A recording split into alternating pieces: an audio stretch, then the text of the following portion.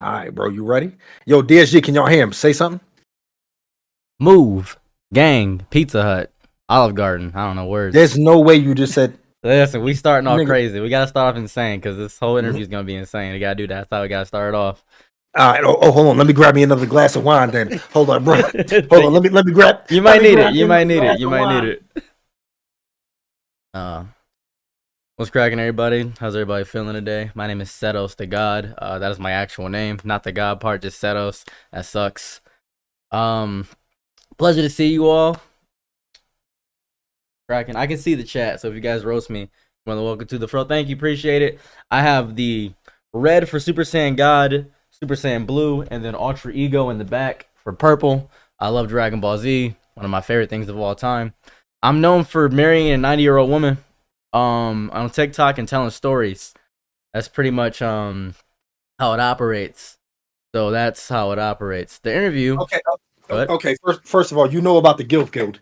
You married a 90-year-old woman? Yeah, I married a 90-year-old woman. Yeah. You can't just come in here and say that and act like that. You didn't just say that. I did. Yeah. Did you just say you like? Hold on. You still married to her? No, she died.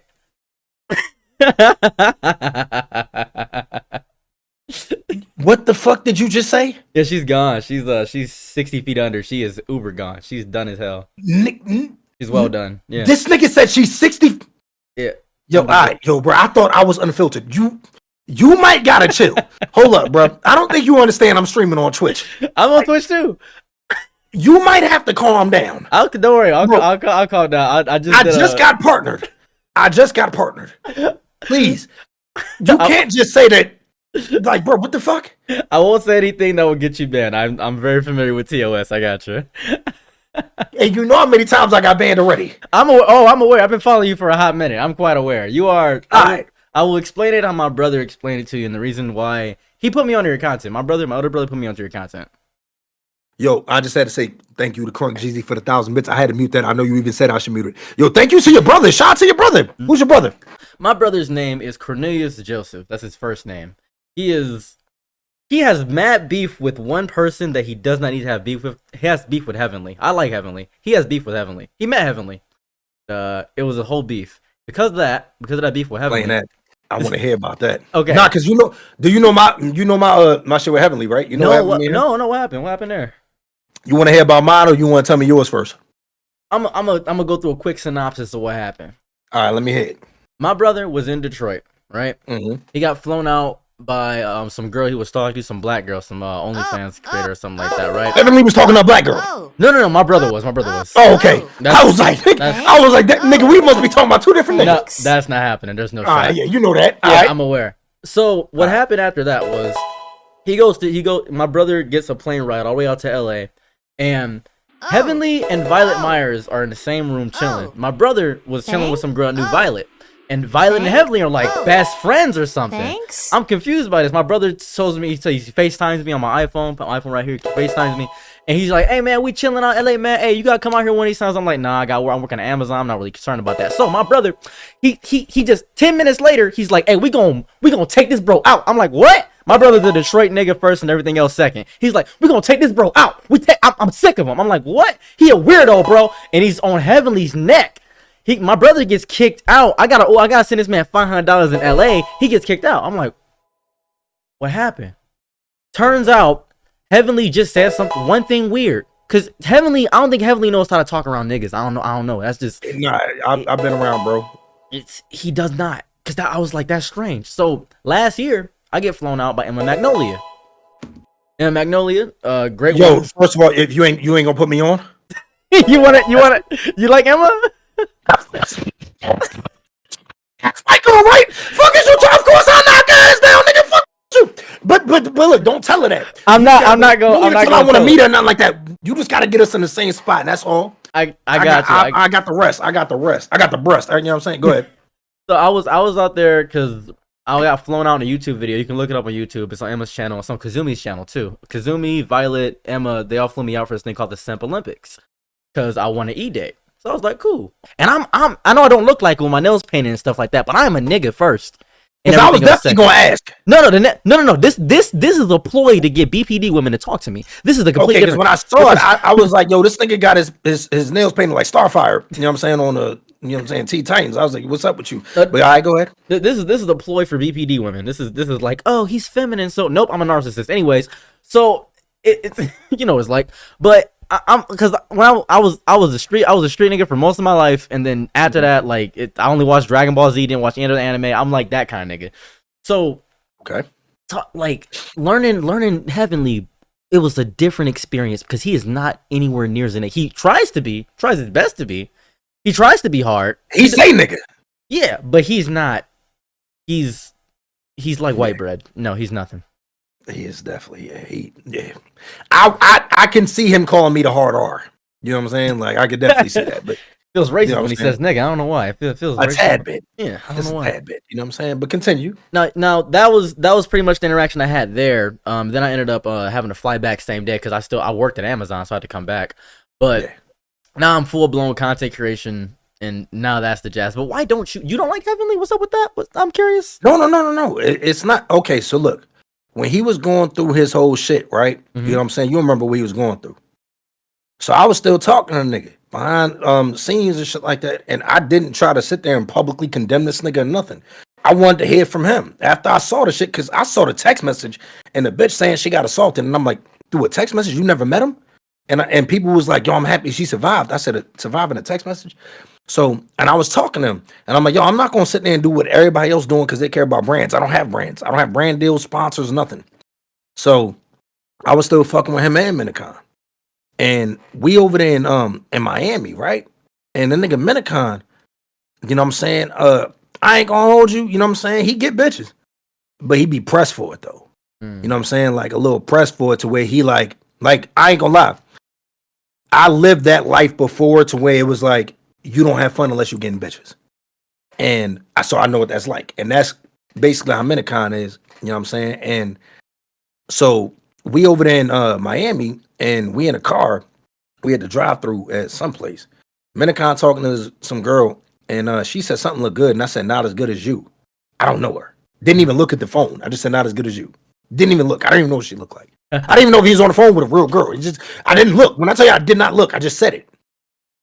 And then she got mad at the fact, I'm guessing that he was around niggas because he didn't say it or something. And then he thought that I fucked up him getting pussy. And so he was like, he got out the phone. Nah, man, why you have to say that? Blah, blah. I said, yo, calm down. All right, yo, chill out. You're doing a lot. Nah, man, you ain't even have to say anything, man. You fucked it up. I said, dog, chill, man. Because the thing is with me, I know how far I'm willing to take it, and I understand content creators. So I had to learn how to operate around content creators, you know what I'm saying, throughout my years of dealing with them. So I said, dog, chill, bro. And then he kept getting loud with me, and I was like, all right.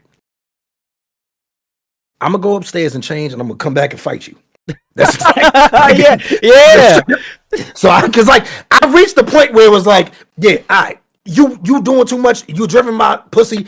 Fuck that. You gotta see me. So I ain't gonna lie. I got mad and I said straight up right there. I said, nigga, you can see me right now. Fuck is you talking about, bro? Like, nigga, you getting loud and shit. I don't know who the fuck you think you getting loud with. I don't give a fuck how big you are, or nothing like that. Because you know he tall as shit too. Him and Heavenly, they both like Heavenly like 6'2", Minicon like 6'3", whatever the fuck. Minicon box and everything, but none of that shit mattered to me. No bullshit. You already know how shit is, bro. Mm-hmm. It's on site. It's on. You know what I'm saying? If it's on site, it's on site. So I'm like, yo, bro, stop playing with me. I don't know the type of nigga you think you dealing with, bro. But I see your ass right now, like, bro. I don't sit there and say I beat a nigga ass. I don't know if I win. So I always say I see you. You know what I'm saying? So I said, bro, we could do this. Like, fuck is you talking about, nigga? Nobody here. Fuck you want to do? He said he good. I said, I bet. I went upstairs, changed, and ran back downstairs. Like, bro, you gotta see. If you see the difference in my outfits, I took pictures at what is it, Exotica. I took pictures so you can see the difference in my outfits. I took pictures with Pressure. He a porn star. I took pictures with Pressure, and that was my fighting outfit.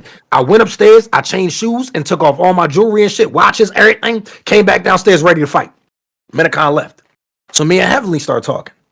While I'm talking to Heavenly, I'm trying to explain to him how, like, yo, I ain't mean to do that shit. I ain't know the nigga was gonna get mad at shit. Me and Heavenly cool. But like you just said, Heavenly do not know niggas and how to operate around niggas. Now look. You said, you know what I'm saying, you got a street pass. You know, put it like this. I'm not even going to say anything. I'm just going to ask. If a nigga dapped you up with the left hand, what you doing? Dab you with the left hand? Mm-hmm.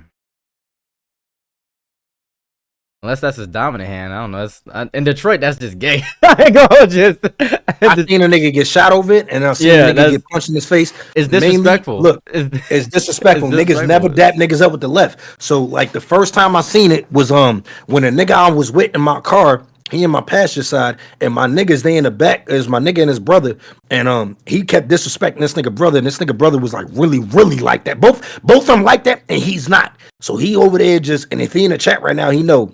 You know what I'm saying, nigga JD, because you know what I'm saying, he already know what time it is, bro. You know what I'm saying? I even had to beat that nigga ass. But this nigga, you know what I'm saying, he talking crazy to the nigga brother. And the nigga brother, when I tell you he really like that, bro, he fought 8 security guards and told us if we jump in, he gonna fuck us up. He was crazy. Yeah. They called him Taz. Yeah, he got killed too, just like his brother, but they called him Taz because he was crazy. So he talked crazy to him. My nigga City came over there, dapped this nigga up. I mean, he dapped me up like this, right? Through the passenger seat, like this, around this nigga face and everything, and then gonna reach back like this and dap him up. As soon as he dapped him up, he just stole off on a nigga. And hit this nigga a few times, was like, get out the car. The nigga was like, yo, he was scared to get out the car. I'm like, bro, you're just a one-on-one, fight him. But he ain't want to do it. So that's the issue, right? Because I grew up in Detroit, right? I'm a Detroit nigga, wholeheartedly. I grew up on the East Side, Van Buren, 7th Mile, that nature. And I was a street pharmacist. Let's put it like that. So I was out here, I was unsuspecting. Drano, you know Taz? My bad. I just saw somebody in my chat say he know Taz. Now continue what you were saying. I'm listening. I just saw Drano say no. Do you really know Taz for real, City brother? Go ahead. But yeah, I was out here doing street pharmacist stuff, and nobody suspects me, right? Because in Detroit, you don't fight. You brutalize. You have to maim them. That's what you have to do, because they have to fear you. If they don't fear you, like, oh, you ain't even do nothing to me last time. I got nothing broken. I'm good. You have to brutalize and maim them. If you don't, you lose. So I had to learn to go right nose, dig in the eye, wet willy in the ear, make it bleed. Like, you gotta do everything, like literally everything. That's what you gotta do in Detroit. But we're getting off topic. Yeah. I mean, hey, bro, it is what it is. You know what I'm saying? You explaining your experience. So let's start from the beginning.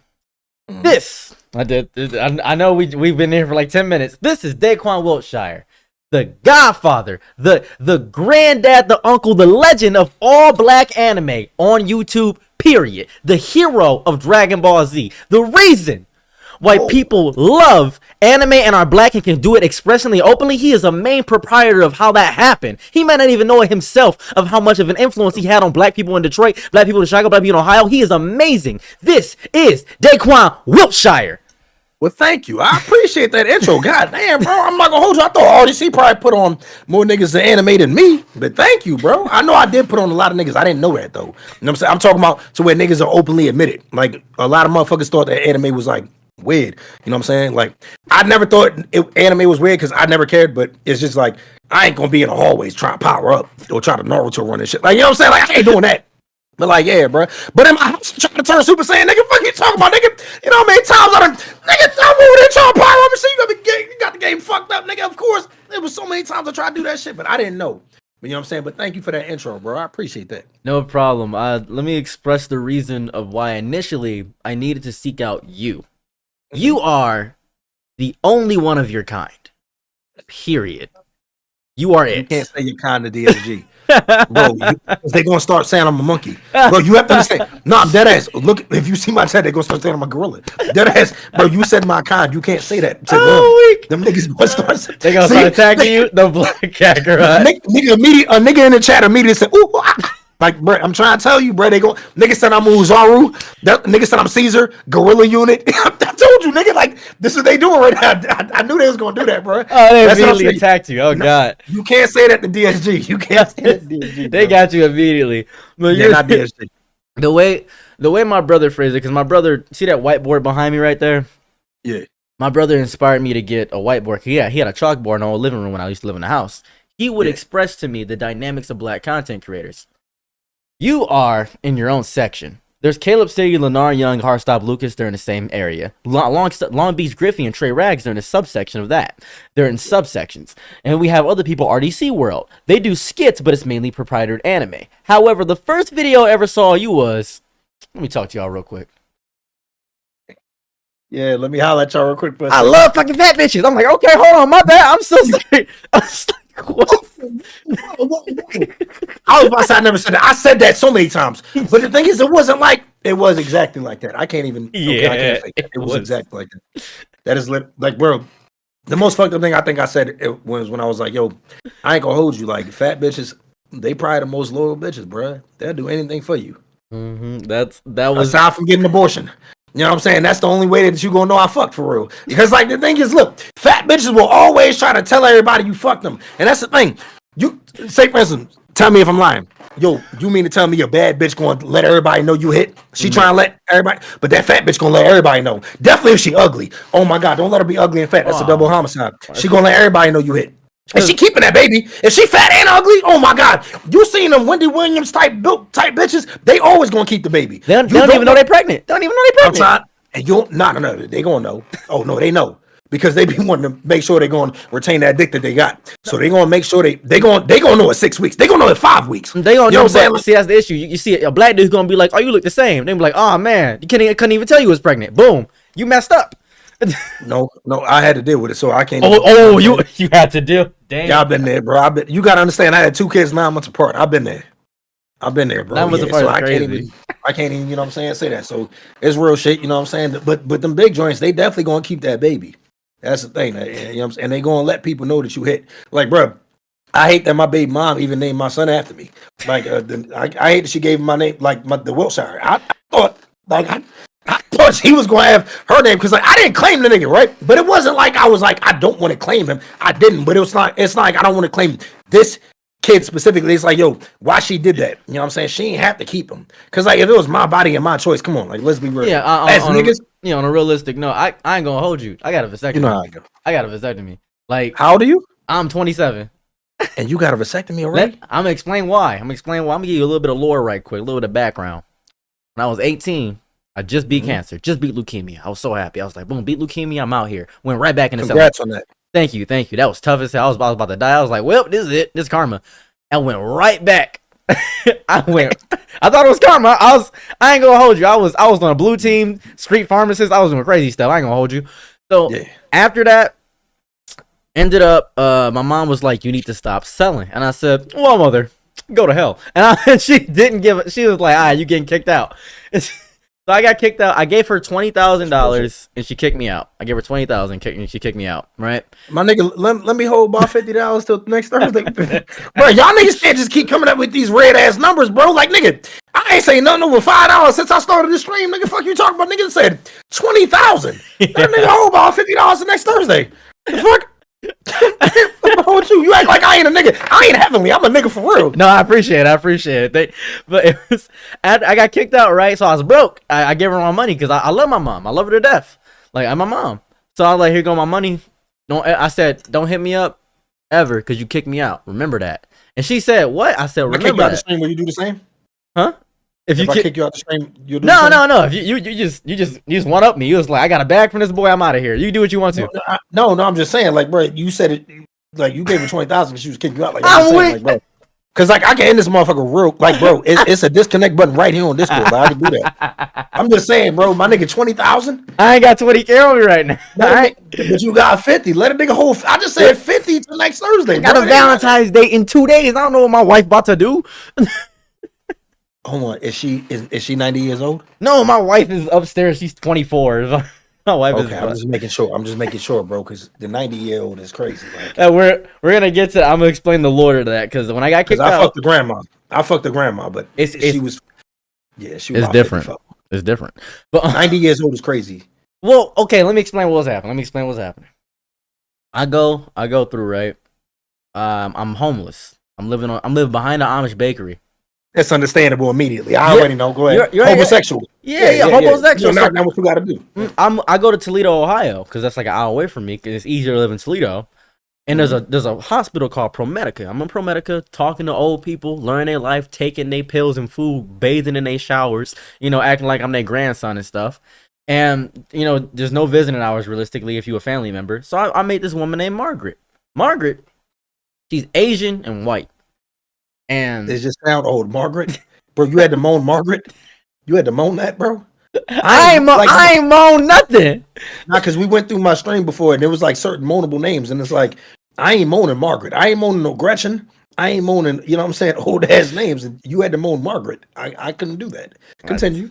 So, Margaret, she tells me how her grandchildren are torturing her. There's a reason she's in the hospital. They're trying to poison her, get her out the game because she's healthy. She's working out. She's like fit as hell. She's like a fit old woman, like barely any loose skin. She's fit as hell. And I noticed she's packing an Amish bakery on her dump truck. It's nuts. It's like a Hostess cake back there. I'm like, golly, G Willikers, dude. I'm going sicko mode. So I'm like, woo wee. What's up? G Willikers. I'm just saying. I had to hit it with the 1930 slang on that one. So she from that era, so I feel that. All right. So, and this is how I blew up on TikTok. I just explained what happened. I explained we were married for 2 months. I told the story the first time. I didn't include all the details. 1.9 million views in the first hour, right? And that was nuts to me, right? But I'd already been big on YouTube before I got banned one time on YouTube, One Piece YouTube. I got banned on One Piece YouTube. But now, your TikTok, a different game. Everybody's sending me messages, crazy death threats, things of that variety. It's nuts. I'm like, why are they sending me death threats? This is new. So then this got me thinking. I got hit up by Chris D'Elia. No, Matt D'Elia. He hit me up for a podcast about that. So that's when I decided, why is it so difficult for me as a black creator to not have to be performative? So now I need to speak to every black creator. Oh. I've spoken to Inferno Omni. I've spoken to FD Signifier. And I need to speak to all of them. I need to speak to Caleb City. I need to speak to Hardstyle. I need to speak to everybody. I need to learn. You got to speak to one of the biggest content creators, Bitchless D Ace. Bitchless D Ace. Yes, you got to speak to him. That's a real nigga, bro. Who is Bitchless D Ace? Yo, that's the realest nigga. When I tell you, bro, look, everybody in my chat, what do we hold me accountable for, bro? No, what do we hold women accountable for, bro? My whole chat to tell you. You gotta watch that stream, bro. What do we hold women accountable for? This nigga got on my stream. He a neon. Do you know what a neon? You know what a neon is? Yeah, I know what neon is, yeah. Yeah, he a neon. And like this nigga got on there and was so mad the fact that women like me. So he was like, you know what I'm accountable for? Sleeping with the nigga. Whoa. Sleeping with someone like you. That's what I hold them accountable for. And the nigga was like, I know he wanted to call me the hard R. That nigga definitely wanted to, bro. I know he did. And it's like, bro, you black. You know what I'm saying? But you gotta watch that shit. I'll send it to you when we get off the stream. I appreciate it. my goal, that's psychotic. My goal with just this speaking to you in general is to get your thought process on what it takes to not only be a content creator, but specifically a black content creator. Because what I've realized, I have never seen Ludwig collab with a black person. Bro, you made me spit my wine out, dog. What the fuck? Nigga, you can't just do that. Nigga, chill, bro. You can't just say that out of nowhere. Have you? Chill, dog. What the fuck? You gotta tell me when you gonna say something like that. Have you? I've never seen it. Like, I'll give. I think he knows Kai. Damn, nigga. Yeah, he knows of Kai. He doesn't know Kai. He knows of Kai. Dog, I can't believe you just said that, bro. Am I wrong though? You're not lying, but I'm just saying, like, you ain't have to say it like that. God damn, not while I'm drinking. Because this is what I've noticed this, right? The only person I respect right now, and it's a big reason why, it's a small reason why I pay my nails, right? I pay my nails because of Prince. I love Prince. Prince is my icon. I love Prince. Prince was, he got mad bitches, yeah. 100%. That brother was homophobic and gay at the same time. I was like, how did you do that? That's impossible. I know this girl who her mom got knocked down by Prince. Nah, for real, she really did. Like that ass. She got pictures with the nigga and everything. Like, yeah, she was on tour with the nigga getting slayed. And it's this dichotomy because the only one I respect, Moist Critical, right? Moist Critical collab with Syriax. I didn't see that coming. That caught me off guard. I was like, what the hell, Moist? And that was my first guess. I was like, okay, why did he collab with Syriax? There has to be a bigger reason. Syriax is lighter skin. That's one thing. And he already associates with people like Dotto Doya, who's white, and Rhymestyle, who's white. So I'm like, why don't I see like Corey Kenshin and Markiplier? Why don't I see that? They're both big gaming people. Why don't I see that? What is that? And I discovered that I need to find some way to breach in. I need to find some way to breach in because the world has this perception. Because you got out of the hood at 8, right? 8 years old, right? 8. I got out at like 22. But I don't look like I got out at 22. I look like I've never even been in the hood. I got a big, colorful afro. My nails are painted. I got a kimono on. I got you got that Miss Frizzle fro. Yeah. I'm about to hold you from the Magic School Bus. You know what's going on. Magic School Bus. That's people look at me and they're just like, oh, there's no way he knows anything about niggas. But I've stolen copper from houses. I have done horrifying things. I'm a Detroit nigga first and everything else second. I feel that. Like that's the issue. And I want to break this barrier. So as a black content creator, how do you think it's more difficult? What is your perception as a black content creator? Do you think it's more difficult to grow? I think as a black content creator, they focus more so on the attention that we receive in order to collab with us. I'll tell you that. Like you see how a lot of people they collab with RDC World, but that's because of the attention they receive, the clout and stuff that they have. I don't think a lot of people want to work with smaller black creators, but you have to think about it. There's a divide in our community. You know what I'm saying? As it is. We don't even want to work with black creators. Like what we do. What I mean is, you're like, right. as You're black right. people, you see a lot of black creators don't even collab with each other. Because beforehand, you know who I hit up first? I hit up this person called the Ninth Divine. He's a Skyrim content creator. He has 500,000 subscribers. He hit me up, and then out of nowhere, his YouTube channel went through some flack for some racist comments he made. And I was like, well, he was gonna do a collab with me. I could have cleared those allegations lickety split. Nope. Straight up, he was like, nah. And it was insane. I was like, wow. And then everybody started ousting him. I tried to hit up somebody else, another white creator, Minecraft dude, didn't work. Another commentary channel, white dude, didn't work. First black person I hit up, Cloudy McDoom. Love Cloudy McDoom. Cloudy McDoom makes amazing Final Fantasy skit content. He was much bigger than me. I had like 2 subscribers. He said, sure. And that's when I only started hitting up black people. That's it. I just like, you know what, screw it. I'm only gonna hit up black people. I'm sick of this. That's it. Well, the thing is, as a creator myself, right? I got a lot of black creators reaching out to me when I was at my peak as far as content creation. You know what I'm saying? When my channel was constantly growing, I'm getting invited to conventions and things like that. And once I wasn't as consistent and my views, kind of went down and things like that, and my clout, wasn't what it used to be. Bro, I realized that a lot of these relationships are clout-based relationships. You feel me? And like I said, bro, definitely with white creators, say for instance, Logan Paul is not gonna get me on there. Logan Paul ain't gonna get you on there. You feel me? Like Logan Paul needs somebody who's pulling in KSI type views. You feel me? Got Casanet. You know what I'm saying? Shit like that. But that's black creators also. You feel me? Like say for instance, my community always commends me for the fact that whenever I try to play games or do anything, everything is always with my community. I don't try to reach out to other people. I don't care about, interacting with other people. I care about interacting with my community and growing my community the way I am, because I like to be, like really personal with them. You know what I'm saying? But a lot of creators, they don't want to do that. But most of these relationships, like I said, are all clout-based. Say, for instance, look at the people who are like at the top. Say, for instance, with Bruce, Rage, and Kai, when they had their Boys Night. They had Boys Night. Bro, they found out Bruce dropped them off was a weird ass nigga, talking shit about them behind their back. Why?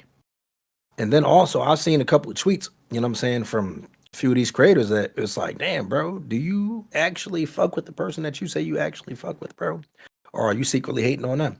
I don't get it about like us in the black community, why we're so quick to tear each other down. We come together quick to tear each other down.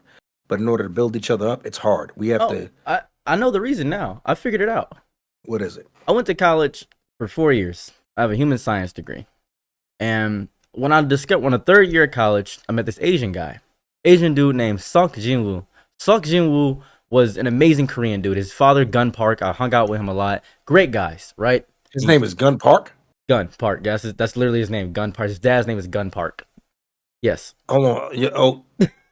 I'm not joking. Never mind. My bad. I'm not even going. That's a tough name. I was like, and Gun Park explained to me, because this guy's a genius. He said, when humans were younger, our natural instinct, we got to pay attention to negative traits, so we got to learn how to survive. Black people have to work twice as hard for half as much, so that means you're 4 times better. with chitlins. That's pig intestines. That's garbage.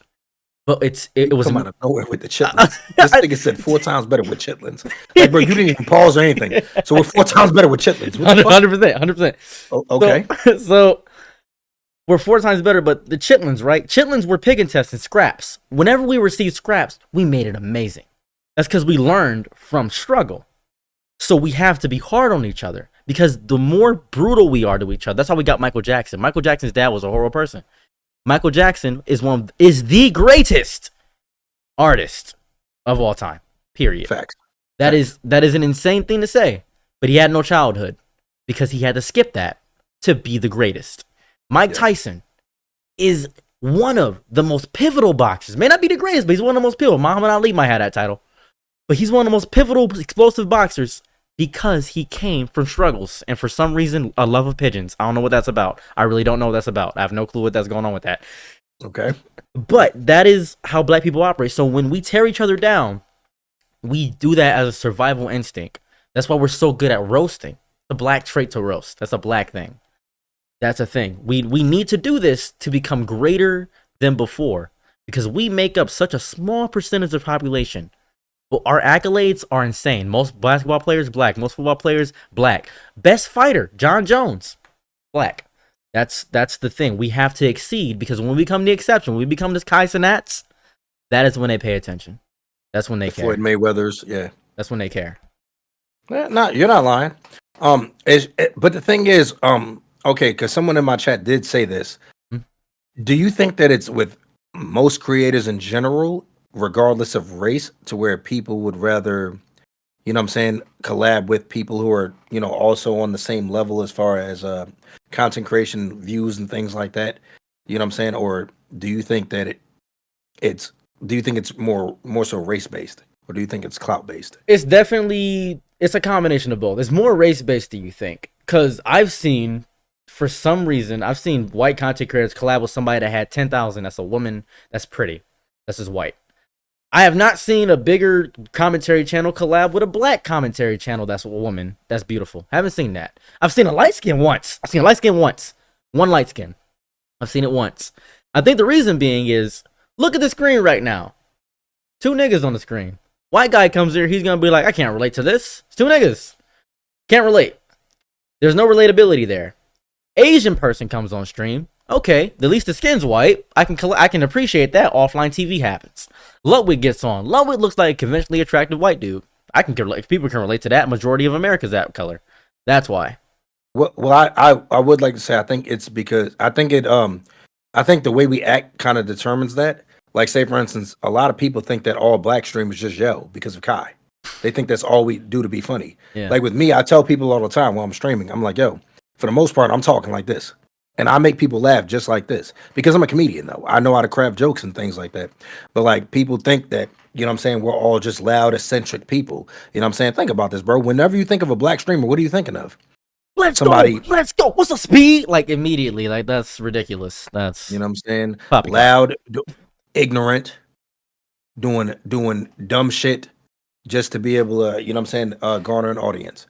When we think of white creators, compare the top black creators to the top white creators.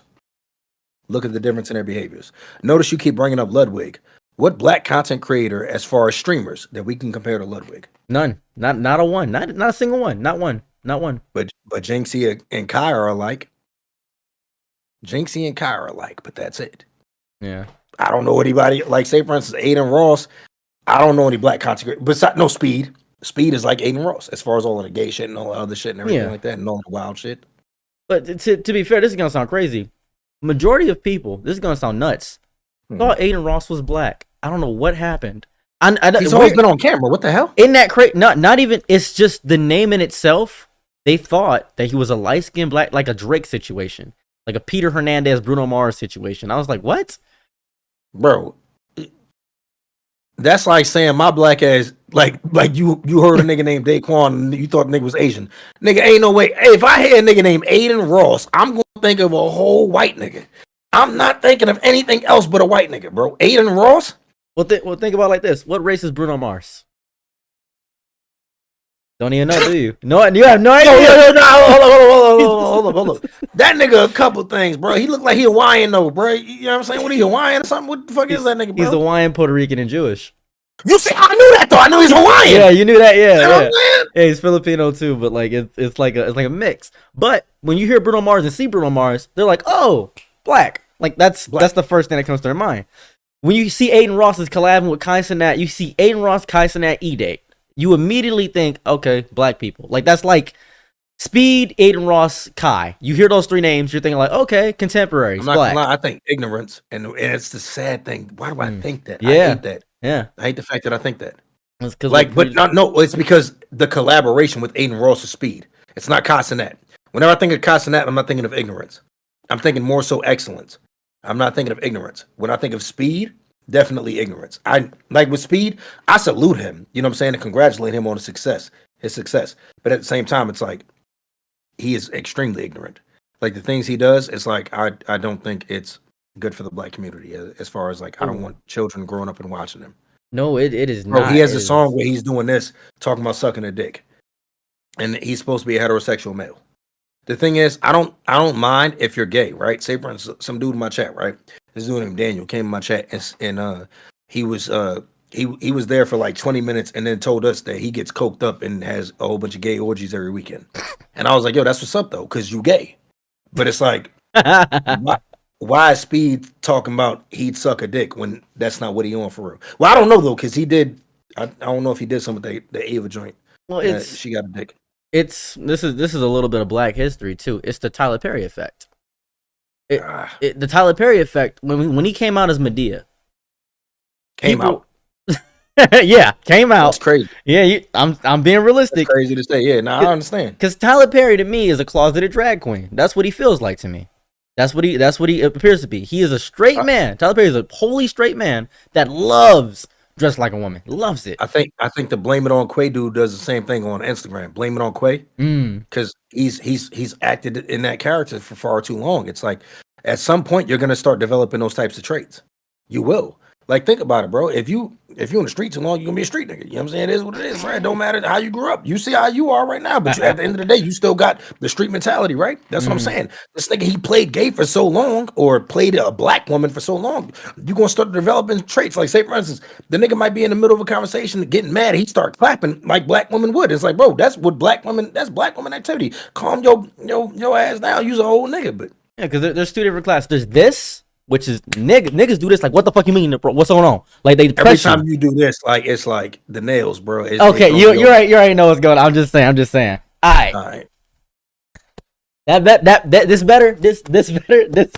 Yeah, you know what I'm saying? You could just be like, yo, they like, yeah, man. I'm bullshitting, bro. Go ahead, bro.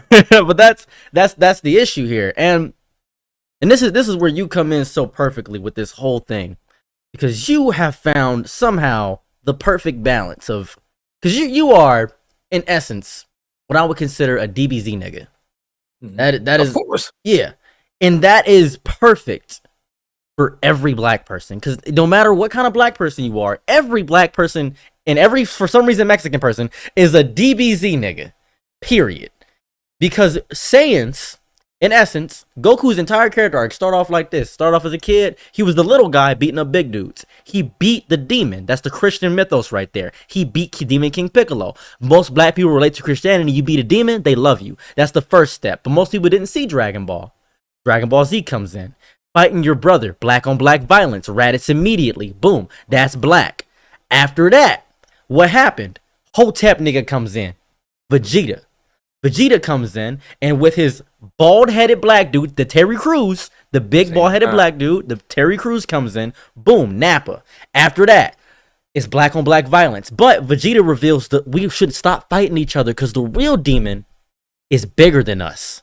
Frieza. This is a thought-provoking conversation. I've never thought about it like this. When I tell you there's not a single thought in my mind that ever thought like that, like, I'm not gonna lie, I've always said Saiyans are black, but I never thought about it like black on black violence or anything like that, and the fact that our kind are against each other and things. God damn, bro. That's why Vegeta was so excited. He was like, I don't care about my whole race being destroyed because I'm the exception. Will Smith doesn't care about black people. Wanna know why? Because Will Smith is the exception. If you he doesn't care. He kind of whitewashed at this point. Exactly. He got whitewashed by Frieza. Boom. That's why Dragon Ball Z intrinsically, subconsciously, black people don't even know how deeply Dragon Ball Z relates to us, because after Frieza, we beat the oppressor. We've beyond that. We've accepted our true nature and become calm and angry at the same time. That's hip hop. That's Wu-Tang Clan. Thoughtless movement. That's perfection. That's amazing. And then after that, what did Goku do? He beat his trauma. Cell, he beat his trauma. Red Ribbon Army, but he didn't truly beat his trauma. His son destroyed all that generational trauma. That's why people love Super Saiyan 2 Gohan, because Gohan defeated all of Goku's trauma, culminated in the one being, and that's why people love him so deeply. Father, son. Black dads, barely there for their kids, but father, son, Kamehameha. Boom. Fuck. Yo, what the fuck? Yo, this nigga, yo, chill. What the hell? You making me rethink the whole Dragon Ball Z right now. I'm over here trying to figure out what the fuck is Majin Buu and everybody knows what was Cell. Like, bro, dog, this is crazy. I always thought Piccolo was the nigga. But like, it's like, dog, I'm not gonna lie. The nigga, the fact that Goku wasn't. First of all, Goku still was a good father, but it was like he just wasn't there. Yeah. He still was a good father. He was a great dad. He was a great dad, but he was a great dad. And all for violence. All for violence. That's like, bro, regardless of everybody saying, yo, Goku just likes to train. He wants to just fight stronger opponents. He's all for violence. That's literally violence. Just fighting. This is crazy. I never thought about it like this. Most people don't, because when you get a message, you're probably watching it like, man, Goku got hands. He's amazing. But Goku was our dad. Because sometimes my dad, for the most part, long time wasn't there. I had Goku. Goku was a powerful person. And then when he trained with Gohan in the Highball Time Chamber, he was patient and taught him. I have never got that courtesy from a black dad ever. When I saw that patience and him teaching him, I was like, Goku is him. I love Goku. He's the greatest character of all time. I don't care about the fights at this point. That was my favorite arc. Cell in the Highball Time Chamber, that was amazing. And the ego of black men. Vegeta represents the ego of black men. He represents it deeply. Because that ego, that pride, where you don't shake to anything, that is the essence of his character. That's why in Super Saiyan 3, his eyebrows go down, because we are related to the Ozaru, the gorilla. That's what happens. People calling you gorilla in chat, stuff like that. I was about to say they're gonna do it now. As soon as you said that, they definitely about to start calling me all types of gorillas. We got his ass. Nah, bro, this is crazy. First of all, like, my parents was crackheads. You know what I'm saying? So like them, you know what I'm saying? They you know what I'm saying? It was a little early. And I got raised on survival. That's one thing I don't like about the black community. Like, a lot of us were raised on survival. We don't even know how to love properly. You know what I'm saying? Because of things like that. Another thing I think that is a detriment to us. Bro, I don't know if you've dealt with this. I'm saying, and you let me know. Have you had parents that told you don't speak unless you're spoken to? Yes. Yes. How's that affected you? Because let me just tell you how it affected me, bro. It's very hard for me to even speak to people that I know in public, because it's like, you didn't address me first, so I don't do it. How do you feel about that? I almost cannot do it, because it started early. I have to put on a mask sometimes to be almost like an ego-driven God complex. That's why my name is Seros the God. That name in itself is to represent that I need to be above what I think I am. I don't care what I'm going to be tomorrow, but today I'm going to be amazing. That's all I got to do. And every time someone speaks to me, and I'm excited, because cool, I don't approach. That's the issue. I had to learn this. That's the hard part. It's terrifying. Yeah, that's one of the things that I don't like. You know what I'm saying? The way I was raised, and then also being raised on survival, right? My parents aren't there. It was basically, yo, while you're at the house, figure it out. As far as food and everything like that, we're at work. We got to work. That's it. When we come back home, you have to be good as far as your behavior, just because you're supposed to be. Your grades, you know what I'm saying? Get good grades just because that's what we want you to do. You're not ever getting rewarded or anything like that. It's literally just, and then by the time you're able to make money, you go and figure it out on your own then. Like I said, with my parents, it wasn't like, my aunt and uncle, because I got raised by them, it wasn't like I was, raised as far as, oh, you got a job, now you can take care of yourself. It was, you're able to make money. Yo, you can shovel driveways, you can figure it out. That's what I was doing. Like, during the summer, I was just figuring out ways to make money and shit like that. You feel me? And I was stealing candy, selling that shit. I was making like $100 a day off of candy, bro, but I was stealing all that shit. You know what I'm saying? That's why I got into, when I got jumped in when I was 12 years old is when I got jumped in. And As soon the first day they said, take this I'm not zip. trying to laugh at you. A nigga in my chat said Gorilla Ball Z. My bad, bro. I just read that No, someone said apes stick together. I was trying to not laugh. That shit caught me off guard. I was like, Jesus. I was trying because I didn't want you to think I was laughing at you. I No, wasn't. no, Like, it's fun. I'm reading it too. It's funny as hell. But I was 12 years old. I got put into the game, and I see this 5-year-old, this little dude, and this is gonna sound psychotic. Just hear me out. 5-year-old had a teardrop tattoo in Detroit. Now you're probably thinking to yourself, what? Yeah, 5-year-old. His name is Lil Bop. Lil Bop, greatest black man on the planet. At 5 years old, still the greatest black man I've ever met. He said when I was in the game for like 2 years now, 7 years old. He was stealing something from the store at 7, and a white guy stopped. The white guy said, "Hey, you can't be stealing that." And he said, "I'm not privileged like you," and walked away. And then white dude grabbed him again and said, "Hey, you can't do that." He said, "Oh nah, let me explain something to you. You got privilege. See, privilege is not." And he looked at him like he was Malcolm X, and it felt like he was looking down on him when he said this. Privilege is not the abundance of opportunity. It is the absence of obstacles. And I said, that is the greatest thing I've ever. I heard that from a small. I was like, oh, he is not lying. I was like, what? And he said it again later. There was another time we said that. He was like, I was like his phrase. He said it again when he was like 12 and I was older. But man, that is the same. That's an insane thing. The reason why that resonates with me is because I was living in this neighborhood, right? So when we first moved from New York to Virginia, we moved to Quantico, my aunt and uncle. They had a small house, right? And they had enough to be able to pay for it. I think it was paid for, if I'm not mistaken. I don't remember, if I don't really know. But I just know that they had enough to be able to do shit with us. But that was only happened for 2 years. About a year and a half to 2 years. Then we moved to a bigger neighborhood, right? Big house, but at the end, not big. It just, like, to me that was big. I ain't gonna lie. Me, that was like, I was like, damn.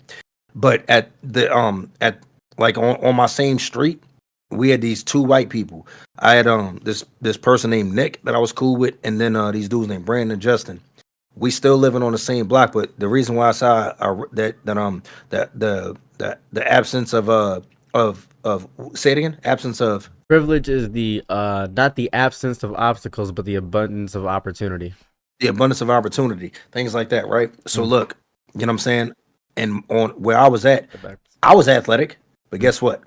The people down my street, they were able to pay to go into sports and things like that. My parents didn't have the money. You feel me? But it was like, yo, these people, they're trying to get their kids to learn how to play baseball. I was good as hell at baseball. Nigga, I could play that shit like that. But it was like, for some reason, I was just naturally gifted at it. But I couldn't do it because I didn't have the opportunity. You feel me? That they did. So I could definitely, like, shit like that, I can definitely relate with, you know what I'm saying? Because, yeah, bro, I got to see that shit firsthand. You know what I'm saying? It's such a strange dichotomy to see. And just the people in my chat saying this, I did talk about the Lil Bob story before. I don't remember exact age of this little nigga. I remember little nigga was young. That's all I remember the most. He was a young little nigga, and I remember I was confused why this fucking toddler was rocking around with niggas. I don't know what's going on. But this is the issue here. As a black content creator, right? Mm-hmm. This is my most hated thing of all time. We're not allowed to be calm. What do you mean? We're not allowed to be. When everything black people do has to be explosive. It has to be. When it comes to making it big, Afro Sinju has to be explosive. Go ahead. As far as the character, your character has to be explosive, or your content, like the reach. The content, like when you think of calm black people, you think like Morgan Freeman. Well, no. Well, so the thing is, well, I can't say I started off just necessarily being calm, right? But I didn't know how to really craft my jokes or anything like that. I started off just with comedy because that's what I've always done. When I started off telling stories, it was damn. Now I'm about to just prove you right. No, because it's like go ahead. But I started off getting views only because it was like, who is he? And then I did blow up when I got to the damn, you not like so it's like it. No, I was just about to prove you right. Never mind. It's a sad reality because we're not marketable. Me and you, we're not marketable. But sadly, because of this hair, this is Super Saiyan. This is Super Saiyan God, Super Saiyan Blue. That's Miss Frizzle. Thanks. Alter Ego. This is all three for Dragon Ball Z. This is all Dragon Ball Z inspired on top. And when I did this hair, people were like, "Oh, that's Gojo, reverse blue." No, this is Super. This is Dragon Ball Z. This is Super. This is Dragon Ball Super. Nobody called you Miss Frizzle? No, nobody. You're the first person actually. Oh, all right. All right. But it was such a psychotic thing, and I started talking about my life. Yeah. Every Detroit nigga I know has lived a life just as wild as mine. I lived in Amish country. I married a 90-year-old woman. I was trapped in Thailand. Oh. What's up? Hold on. Mad niggas in Detroit fucking 90-year-old bitches? Yes. No, because like I only knocked off a 54-year-old bitch because a nigga trolled me. So it was like, yo, I had to fuck somebody in his family and I found his grandma. So, and it was like, if I could have found somebody else, I would have. But it's like, I found his grandma. And plus, you can't really come back from that. Why y'all knocking down 90-year-old bitches? Let me explain something. There's a guy on, he lives on Jefferson. His name is Zippo. Zippo is gay. Zippo is 32. Zippo's actually bisexual, actually. If a girl leaves him, he's sleeping with her dad. Zippo is nigga, what? Yeah. Yo, my niggas, you gotta slow this down. What the fuck did you just? It's like you, nigga, you started off here and just like you just. What the fuck? Yeah, bro, my nigga, you gotta slow that down. You can't just say that. You gotta kind of ease me into no homo. You gotta kind of ease me into that. You gotta be like, yo. So look, right? I'm about to tell you about this one nigga. You know what I'm saying? Knocked off this girl dad and shit. And it's like, yo, what do you mean by knocked off? Like, you know what I'm saying? You in Detroit? You killed him? Nah, he fucked him.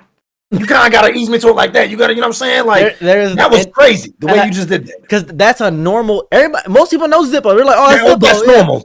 Yeah, people like, oh, that's Zippo. Yeah, he on Grindr, bro. He be chasing down non-women. What's a non-woman? A trans. He be chasing them down. What? I was about to say, what is a non-woman? That's people in Detroit. Black people are older black people are the most homophobic. Oh my god, insanely so. It's crazy. And you know how it is in the street. Street niggas, yeah, definitely. Street niggas will sleep with each other and still be homophobic. It's crazy. You remember we on Twitch? I'm just saying because like no, we good right now. It's just that I just know how easy this can go left. I'm aware. We TOS. I know. I'm just saying I'm like okay, because I know a dude who came out of jail, right? Not fruity at all. You already know where this is going. He came out of jail, 23 years old. He was like, and he was a vice lord. He comes out. He's like, all right. He comes out immediately. He just start hitting people. Boom. I was like, oh, he was like, boom, just cracking people. I was like, yo. He was like, all right, here's what we about to do. And he explained. Never mind, my bad. I'm sorry. he was like, we're gonna have this party. We're gonna get the women. I need a girl. And he's like, cool. He organized this whole setup, get everybody all liquored up and stuff like that. He slept with 5 dudes that night. Dude, nigga, this is what I mean. Like, nigga, you can't just do that. Stop doing that, bro. Nigga, bro, what the fuck? Nigga, you said it's all girls. Nigga, you can't just. How the fuck did you do that? You said, yo, bro, the nigga said you'll get all girls, but he slept with 5 niggas. You can't just do that, bro. Because you gotta like, no, you been to a hood party before, right? Where there's no girls show up. Shit like this. You gotta say shit like this. You gotta be like, yo. So the nigga said invite all girls. We tried, but no bitches came through. So, bro, you know what I'm saying? He did what he had to do. And then you say that. This nigga come out nowhere. We invited all girls. Say something, 5 niggas. You can't just. What the fuck is that? What the fuck, my nigga? What the hell kind of shit is that, bro? Do you see how crazy that shit sounds? Bro, what the fuck, man? You see why I'm so good on TikTok? Niggas goddamn. Nigga, I'm surprised you allowed to be on TikTok saying shit like that.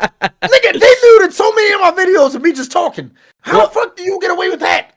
Well, let's say you'll say this sentence like, I was in the crib, right? And I had a slight little shawty, you know, she was filling up on me. I said, I had this mistress, preferably a brothel worker. She was perhaps touching my lower quarters. You know, that's what I'll do. Oh, see, yeah, I just keep it a band. I'm like, yo, so look, I went to the massage parlor, you feel me? Because I just wanted to be a strong rack man that day. You feel me? I walk up in there, she done grease my gooch up. So I tell her, I keep it a band, and that's probably what gets me muted. Because I'll be like, yo, look, I went up in there, because like, no bullshit, bro. At the massage parlor, I had them Asian bitches. I'm talking about greasing my gooch down, bro. Them bitches be, no homo, they be swimming in my shit. But the thing is, it's not like what you thinking. Like, when I say swimming, like, you know what I mean, bro. You been in a massage parlor? You know, bro. I've been in Detroit. Bro. Nigga, tell me if, nigga, look. These niggas don't know, right? Say, for instance, like, this like your crack, right? These bitches be like this. and they do this over and over and grab you, like they be hitting your balls and shit. Like some of them, right? They try to be subtle about it, right? So they don't really go to your gooch immediately. The joints that's gonna go to your gooch, they're gonna ask you about the tip. They're gonna be like, yo, how much? You know what I'm saying? But if they don't, they're gonna hit you like this and try to hit like the side of your balls every now and then. And then once they see you, you know what I'm saying, your shit start getting a little hard, because like I ain't gonna lie, my shit be so small when it's soft and shit. So it be kind of a little like shriveled up. But then once that shit get a little blood flowing, I'm trying to tell you, them bitches be like, oh, so you like that? What you think? You see that said blood you go flowing? from Aaron Yeager to Attack Titan. I got you. I understand. Something like that, you know, because I'm glad you ain't say the Colossal Titan, because it's probably about the size of the Cart Titan, if I'm being honest. You know what I'm saying? You know, we gotta be real. But like, yeah, you know what I'm saying? I keep it a band. I ain't gonna sit there and lie about it, you know what I'm saying? But them Asian bitches, they definitely be greasing the nigga up. I'm trying to tell you, bro. And You know what I'm saying? that's an issue here. For this is gonna sound psychotic. Do you know Saikuno, right? Saikuno? Saikuno is on offline TV. He's an Asian content I know creator. Sukuna from Jujutsu Kaisen. Okay, not the Malevolent Kitchen. There's a content creator called Saikuno. He speaks like, oh hi guys, how's it going? He speaks like Is he black? No, he's an Asian dude. Asian dude, right? I had an interview with him. I set it up, everything good. I was speaking through one of his peoples. Had an interview set up. Asian people don't like black people. I I don't know why it is. You act like they ain't normal. It's normal as fuck. Hurry up and buy. Did you not remember that? The fuck? Okay. Them niggas don't fuck with us. Hear me Them out. Asians don't like us. Hear me out. In Detroit is different because I got my nails done. Right, I went to me and my girl got our nails done because we was gonna wear big suits and go to a fancy restaurant and just mess with people. Y'all was gonna dress like Kanye and Lil Pump. Yes, that's exactly Roblox type beat. That's what we're doing tomorrow for our date. And we got our nails painted, and she's gonna do my left eye, and I'm gonna do her right eye. That's what we're gonna do. We're gonna just fuck around with people and mess with them, act like we're famous. TLC. Yeah. But go ahead, continue. My bad, bro. But after that, we got our nails done. Asian people, these motherfuckers do not know that I know Mandarin, so they were talking shit about me, and I was like, why to my face? They're like, Shukai Shishai Sho, Kunshai Shikai Moshai Shi. I'm like, when you said Mandarin, I thought you were talking about the oranges. I ain't know what the hell you talking about. No, like I the just say language. Asian. I was mad. I was like, "What you mean?" And they was like, they were like, "Ikoi shunkai shishai konsai sho umbai shai gundai ongai lao shumai ji." I'm like, They called you every type of nigga. They call me a moon cricket. I was like, I've never heard that. Don't you chill, nigga. We on. We're good. Bro. We're good. That nobody knows what that word means. Yo, bro. You don't think? Yo, my nigga, you have to understand. There was a nigga on the Twitch staff that thought he was a female deer with antlers. Bro, they have to know what shit like that is because they identify as it.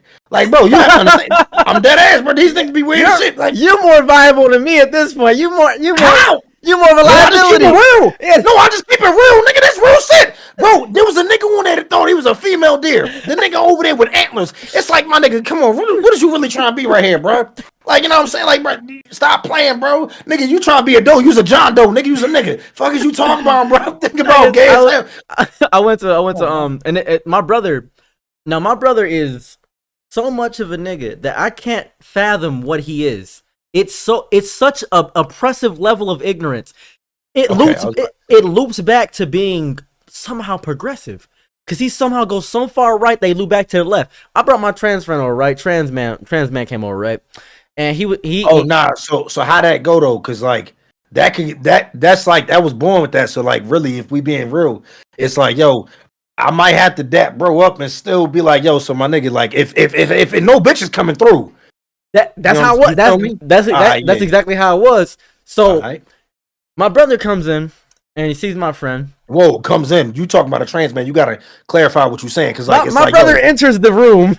Okay, there we go. Right. He enters the room and he's just like, "Hey, what's cracking? What's your name?" He said, and the dude said, "Oh, my name is Daniel." And I'm like, cool. And he says, my brother looking at him like, "You boy or girl?" And my friend says, "I'm a man." He's like, he didn't say, he said, "I'm a trans man." He said, "Nah, stop that." And I was like, oh, it's about to get bad. I was like, my brother about to do something psychotic. He said, "Just say you a man." I'm like, what? I was confused. He was like, because think about it, right? You say trans, I'm going to think you got, that grip on you. You say man, there's trans don't even exist for real for me. I don't believe in trans. I don't believe in none of that. You a man or a woman? You a man, right? And my trans friend looked at him and said, "I am a man." It's like, exactly, you a man. And if my bro sleep with you, he gay. I'm like, oh, I hate this nigga. It's like, Nah, so like I ain't gonna hold you, bro. I look right. I'm just gonna keep it 1,000 with you. You feel me?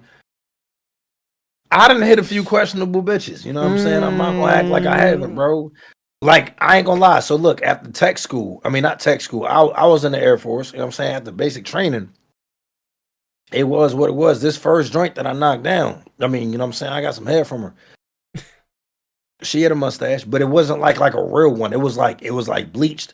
So it was like, yo, it's not like a mustache. Like you ain't gonna look at him like, yo, you got a mustache. But when you get up close, you gonna be like, yo, my nigga. You going when you get up close, you might say something. But from afar, you like, oh, that's just, you know, oh, that ain't nothing.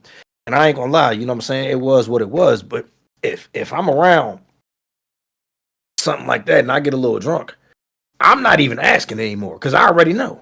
What's the point? You said you was first of all, look, if you say you're a trans woman, you got a whole dick. I ain't trying to sword fight. Don't challenge me to a duel. But at the end of the day, if you tell me you was trans man, that just means you want to be a nigga. You just want to be nigga.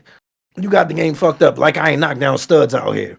Them studs be sneak dicking, and that's exactly what they doing. You know what I'm saying? It's just that they got on hormones and shit. As long and don't let me run into one of the motherfuckers that ain't cut their titties off.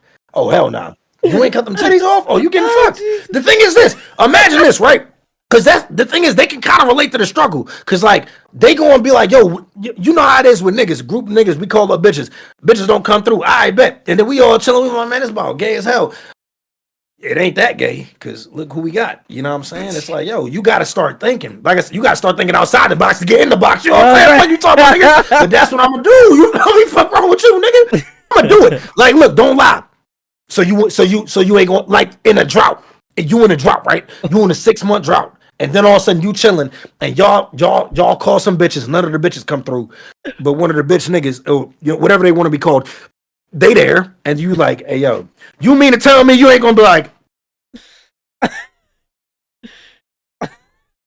yo, like come on, you gotta be real, bro. Why you acting out? It's crazy. He was like, it's time. Because you gonna have to be like, hey yo, my nigga. You know what I'm saying? Hey, let me holler at you real quick for a second, bro. No, because one my brother, right? Something he used to bust in my room and ask these random ass questions. You did. All right, he used to viciously just boom kick down my door. He'd be like, hey, I got a question for you. I'm like, all right, what's up? All right, picture this, right? You got 2 options. Sleep with 3 trans women, okay? Or Mike Tyson naked in a phone booth and he beats you up and you get AIDS. I'm like, oh, what? I mean, one is just a reputation I got to stick with. The other one is something, the disease I got to stick with. I'm definitely going with the reputation. I'm cool with that. and then he always, after I choose my answer, he'll ask something. He'll be like, all right, it's not just 3 of them. And the 3 of them, with Mike Tyson, you at least get to, you know, be the bigger one. But with the women, you got to be the bottom. How you feeling about that? I'm like, what? All right, see, it's like the nigga, he wants to make it gay. That's the thing. Like, you ever see these conversations with niggas and they just want to make shit gay? Yeah, I'm like, what? Bro, with me and my niggas, there's never been a conversation where we was like, yo, bro, for like $10,000, would you suck a dick? Like, and you go on Twitter and you see niggas be like, yo, for $7 billion. And it's like, bro, the thing is, you definitely thought about sucking a dick because you was like, yo, you know, let me just see the amount that I actually would suck a dick for. Because you got to think about this, right? You ain't just going to randomly ask some shit like that with that number. Because that was the number that you came to, that you was like, yo, I'll suck a dick for $7 billion. So let me see if other niggas agree with me. For real, bro. You think about it, bro. For real. Because let's look at Speed, a black content creator. He figuratively has sucked for $1 million because he's there. He's at the epoch. He's at the zenith. He's at the peak, right? So all that fake gay stuff he's doing, he's done it for his bag. I think Speed is bisexual. Like I'm saying, like he young, so I don't really like placing shit like that on niggas. But like at the end of the day, he's 19. I think Speed is bisexual. Because the thing is, bro, with those types of niggas, you remember I told you about the blaming on Quay and we was talking about Tyler Creator and shit like that. You can't fake it for but so long before you start catching on. Before some of these traits start really, you know what I'm saying? They just start being a part of you. And it's like, bro, my nigga, as a heterosexual male, has there ever been a time in your life where you was like, yo, let me fake like I'm sucking a dick? That's never happened in my life. That hasn't been a prevalent thought in my Like lifetime. it wasn't even a thought in general in my life to fake that. Bro, Aiden Ross sitting on another man's lap. When I tell you that thought has never crossed my mind, it's just once you act gay for but so long, you gonna start. You know what I'm saying? Those traits. Tyler Perry effect. Tyler Perry effect. He's been dressing like a woman so long. I wouldn't be surprised if Speed, and think about Speed, bro. Think about that girl Ava. Think about this, right? All right, yo, look, I ain't around a whole bunch of trans people. Bro, at the end of the day, if I'm around too many of these motherfuckers at some given point, I'm like, oh, that nigga bitch really starting to look more like a bitch nigga. You know what I'm saying? So I might have to do that. And that's the thing, because you just gonna reach that point. And I really think that Speed and them niggas, they done been, like, say, friends, they done been around them too long, and they like, I mean, you talk, act like a girl, everything. Like, you don't think she coming on to them niggas and shit like that? Niggas got clout, money, and everything like that. You don't think they? And it's like, yo, at some given point, them niggas probably gave in. Because this is just a big pivotal reason why I was so excited to talk to you. Because you don't sugarcoat it. Because you're a nigga. Like, and case in point, it's so comforting to speak to someone like you, because I'll speak to people. I've dealt with ego, and you don't know what it means getting egoed. It means you yourself are getting ratioed in public. That's what it means. Like, you are somehow getting ratioed in public. You know what ratio means? Nigga, I'm third. No. I know it ratioed, but there's no way niggas is like, what the fuck? That's what, bro. Because like, I saw somebody in real life say LOL, and I was like, yo, okay, what's going on here? Somebody said it. They said LOL, and I was like, so instead of laughing, you just say LOL. Like, what's going on here? And my nigga, ratioed in real life. That's like niggas be thinking like that. That's how it is. That's how when you get little bro is what it is. You getting little bro. That's ego. That's what you're getting. Like, you getting talked to. A stern talking to from your dad by a man that's not your dad. You're getting bitched. That's what's happening. If they could have just said you're getting bitched, but they didn't want to use that term. That's the brass tacks of it. I mean, that's not something I can get into. Like, the internet lingo is something that I don't even want to get into. The main reason why, because I don't want to fall down that rabbit hole and then end up saying some shit in front of a bitch.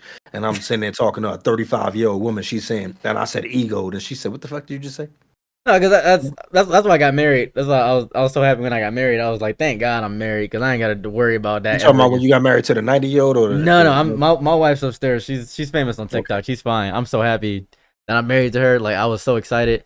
And people are gonna clown me all day for this one, and I get clowned by my own community, and it's always messing me up. I married a white girl. She got a dick. You ain't about okay. No, but chill out. I thought she had a dick. No, I'm just hey. Why ain't no way you said you gonna clown you? I ain't gonna clown you fucking with a white girl. That shit don't bother me. This gonna mess up everybody. It's a black man. No, that shit don't bother me. Nigga, I got a white baby mom. Bro, what the fuck? Nigga, you not realize my son half white. Just half a mayo. But is what kills me the most, right? My own community, they posted me. I'm in this group called AAVE Fails. Mm-hmm. They posted me. I posted a video and I was joking. I was explaining the black power scaling system. I was like, the worst thing you could be in America is a black woman. And I was like, I didn't want to interrupt. My little daughter. It's 8:30. It's 8:30. Who you on the phone with? All right, I'll allow y'all to talk till 9, okay? After that, get in the shower. All right, my bad. Good dad. Appreciate you. I only do that shit for the bitches. I did that shit, like, if you got some bitches on your string. Nigga, you think I really cared? Bruh, what? She talking to somebody. I was already going to say she could be on the phone or not. I don't give a fuck about any of that shit. I do that shit for the bitches.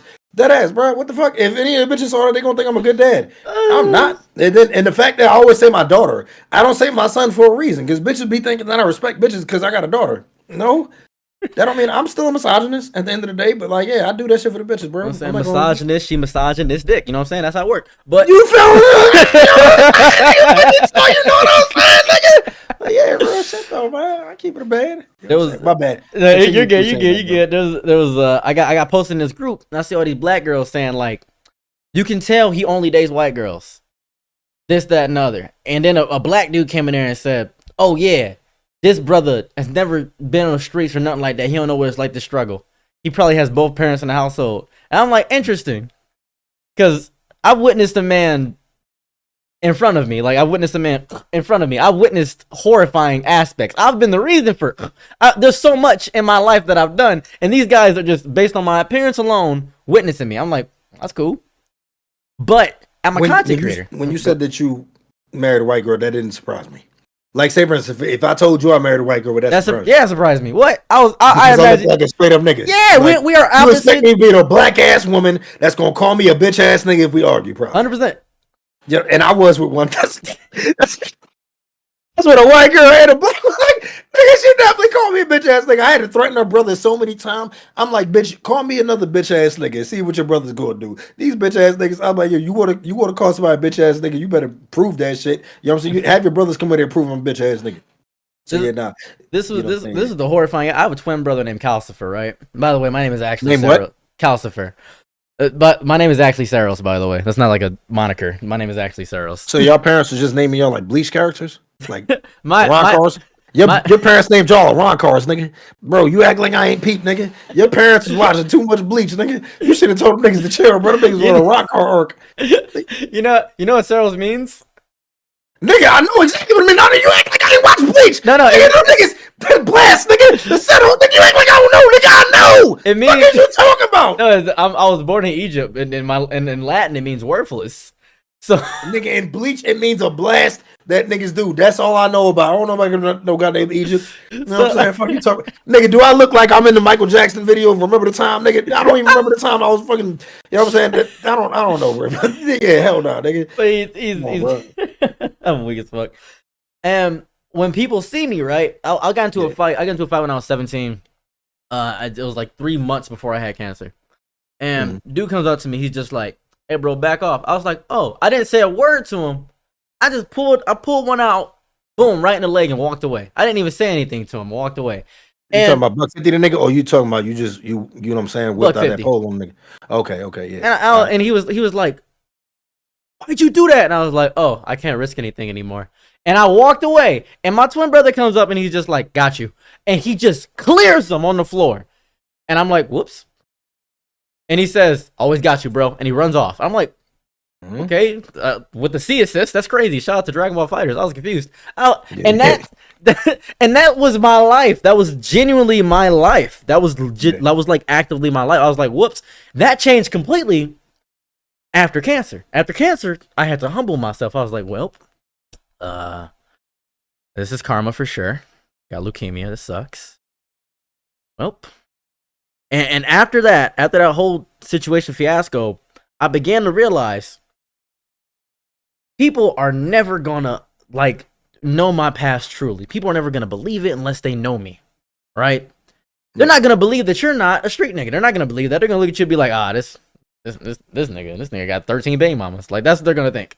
Yo, you saw how many people have called me a nerd because I did anime reviews and shit, and it's like, yes, of course you can call me a nerd. I don't give a fuck. That shit ain't gonna bother me. But it's like, it's crazy when the shit that niggas is, you know what I'm saying, that they don't realize you've been through just because of, you know what I'm saying, the type of person you are nowadays, bro. Like, I'm real calm. Like, look at you, bro. You don't present yourself like a street nigga, which you shouldn't. Who the fuck wants to be a street nigga, bro? Nobody wants to be a street nigga. You resort to that shit because you have to. Exactly. It's a genuine waste of time. But let's say the reason Kai Cenat blows up, right? The reason Kai Cenat blew up and everything is because he is an approachable street nigga. You are an unapproachable street nigga. You are. Bro, tell me I'm wrong. No. Okay, listen. I don't know if Kai was in the street like that. Like, cause the thing is this, right? I know he's from the Bronx. I ain't gonna hold you. I already know how it is out there. You know what I'm saying? I'm from New York, so I know how it is. But it's like, I don't know if bro was in the street like that. That just because you from there, like, say, for instance, you know hood niggas that be some bitches, right? You know some hood niggas and some bitches, like, and like I'm talking about, like, some niggas is bitches, or either some niggas that just never had to involve some street shit. You just live in the hood. You a hood nigga. I think Kai a hood nigga. I don't know about Kai being the street nigga. You feel me? He's definitely like a New York street nigga, like the New York hood nigga. Like, he's like, okay, I was about to say, yeah, because from what I've seen in his content since he's been a teenager was more so along the lines of a hood nigga, just a hood nigga that just, you know what I'm saying, live in the Bronx, but it wasn't on no street shit. Like, say, for instance, with me, it's like niggas keep talking about my criminal record, niggas call me a felon and everything like that. Like, obviously, but like, and then all my niggas Everybody remember the prison niggas and shot niggas and niggas doing life. You know what I'm saying? So it represents it. But it's like with Kai, I don't really see that. You feel No, me? Like, he got all his niggas around him. Because you're not a felon, are you? No, but everybody swears I'm a fucking felon, nigga. Everybody, if you ask my chat right now if I'm a felon, they go all say I'm a felon, bro. I'm not a felon, bro. This is the issue. I am a felon. God damn, nigga! If you look at us, you like, yo, I am, nigga. You're the felon. I'm not even a felon. This is like, no, this is, it's like opposite because people look at me and they're like, oh, he's got his nails painted crazy hair. There's no way he's a felon. Nah, I'm a felon for horrible crimes. You look like the things that I've done. Like, that is the worst thing ever. Fucked up, bro. I look like the things you've done. That's the worst. Whoa. With all of the shit we've been talking about on the stream, transmitted, you know, all the time, nigga, you can't say the things you've done. Share that out. The crimes you committed. The crimes. I look like the nigga who would have committed the crimes you did. Yeah. There we go. Yeah, that's no bullshit, bro. Nigga, when I tell you, bro, I did what I had to do. But look, I just knew certain things to separate myself from. Say, for instance, you thought the leukemia was your karma. I knew the karma for me was when I got robbed. Bro, I got robbed and I got set up by the same niggas that we was setting up niggas, you know what I'm saying, with. We was setting up plenty of niggas and robbing niggas. And then all of a sudden I get my ass robbed. And I'm like, nigga, I deserved it. I only got robbed for $12. That's the only reason why I came. This was like, yo, when a nigga, you know what I'm saying, even put the gun on my head, I was like, come on, nigga, it's $12. Go ahead. You know what I'm saying? Wrong with this nigga. But it was karma though. Real shit. Like, you know what I'm saying? I done had a lot of shit happen in the street. Like, nigga, every nigga I ran with in 2007 is dead. Every nigga. You know what I'm saying? Oh my god, it's so the person that taught me the greatest trick in Detroit of all time died by a rusty nail running away from the cops, and that messed up my year. Cause he taught me, he's like, all right, you want to go down to downtown because they doing a revolution down there, Renaissance. You go downtown, find a white guy with a watch. That man has to have physical cash on him because guess what? He is going to the casino. He has a watch to impress women. Boom. That watch is going to be expensive. Probably nice. You find that white man with a watch, you coming up off 200 easy. Then you put the credit cards right there, break the credit cards. I'm like, oh my God. It was like, yeah, he told me game. And he passed because of a rusty nail. I'm like, damn, bro. I was like, get a tetanus shot, bro. How did you pass? I was so upset. His foot fell off and I was like, what? I was confused. When I was streaming, I was telling niggas about my nigga Taz, and I even told you about the nigga who fought 8 security guards. Oh, I can't mention shit. I forgot niggas ain't get locked up for it. No. But basically, he died, you know what I'm saying, to, like, say, for instance, the nigga, he fought 8 security guards, right? He died to somebody who, like, bro, if it's Kuma from motherfucking One Piece, this like Kuma dying to motherfucking Tama in Wano, the little girl. Like that. Hey, yo, bro. How? What? Yeah, bro. It's like, it's like that. That's crazy. And it's like, bro, I'm trying to tell you because it was like, yo, like, how the fuck did you do that? But it was like he thought that shit was sweet when he got out of prison. So he thought everybody gonna fight like him, and it's like these young niggas not doing that, no. Like at all. These young niggas not fighting you, and it's like, bro, do you not realize how big you are? First of all, before you went to prison, you was already big, and you beat up everybody. You go to prison for like 7 years. You get out, nigga. Nobody's trying to fight you. I mean, you've been working out all day and slapping man cheeks. Ain't nobody trying to fight you. You no knows what you about to do. Nobody's trying to fight this nigga, bruh. He come home thinking niggas want to fight. He got killed the first year he got out. And it's like, nigga, because nobody wants to fight you, nigga. Your name is Taz, bro. And you're known for fighting niggas. You're known for not fighting. You're known for beating niggas up. You're not known for just fighting. Like, bro, it's like one of my niggas, his name is Horse. He known for fighting. But this nigga is literally known for nothing but beating niggas up. That's it. He don't lose. He don't lose to niggas, multiple niggas. It don't matter who it is. Like, and he'll tell you, nah, fuck this, I got this. And it's like, bro, it's like 7 of them. Nah, I got it. My brother, he this tall, right? I'm 5'7", right? My brother this tall. Right? Mm-hmm. He has never lost a fight ever in his life. Wanna know why? He got jumped by 4 dudes one time, right? Dude threw a punch. He grabbed his wrist, opened it, grabbed his finger, and pulled it all the way back. I was like, damn, nigga.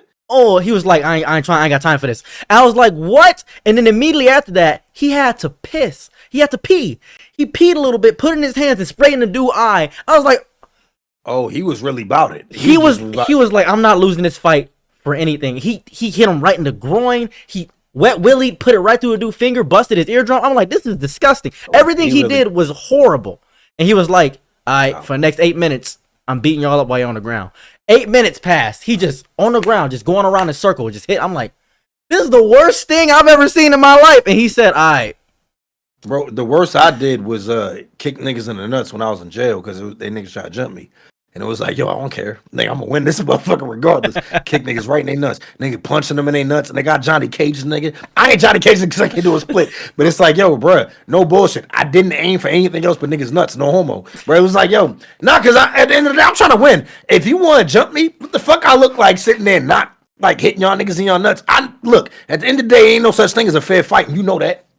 You know what I'm saying? No such thing as a fair fight. Look, it's about who win and who lose. That's it. I don't give a fuck. So yeah, nigga, I'm over there just uppercutting niggas nuts. Oh, I do get everything. You know, kicking niggas in the dick. I don't care, bro. Niggas over there. Nah, this nigga cheating. Cheating.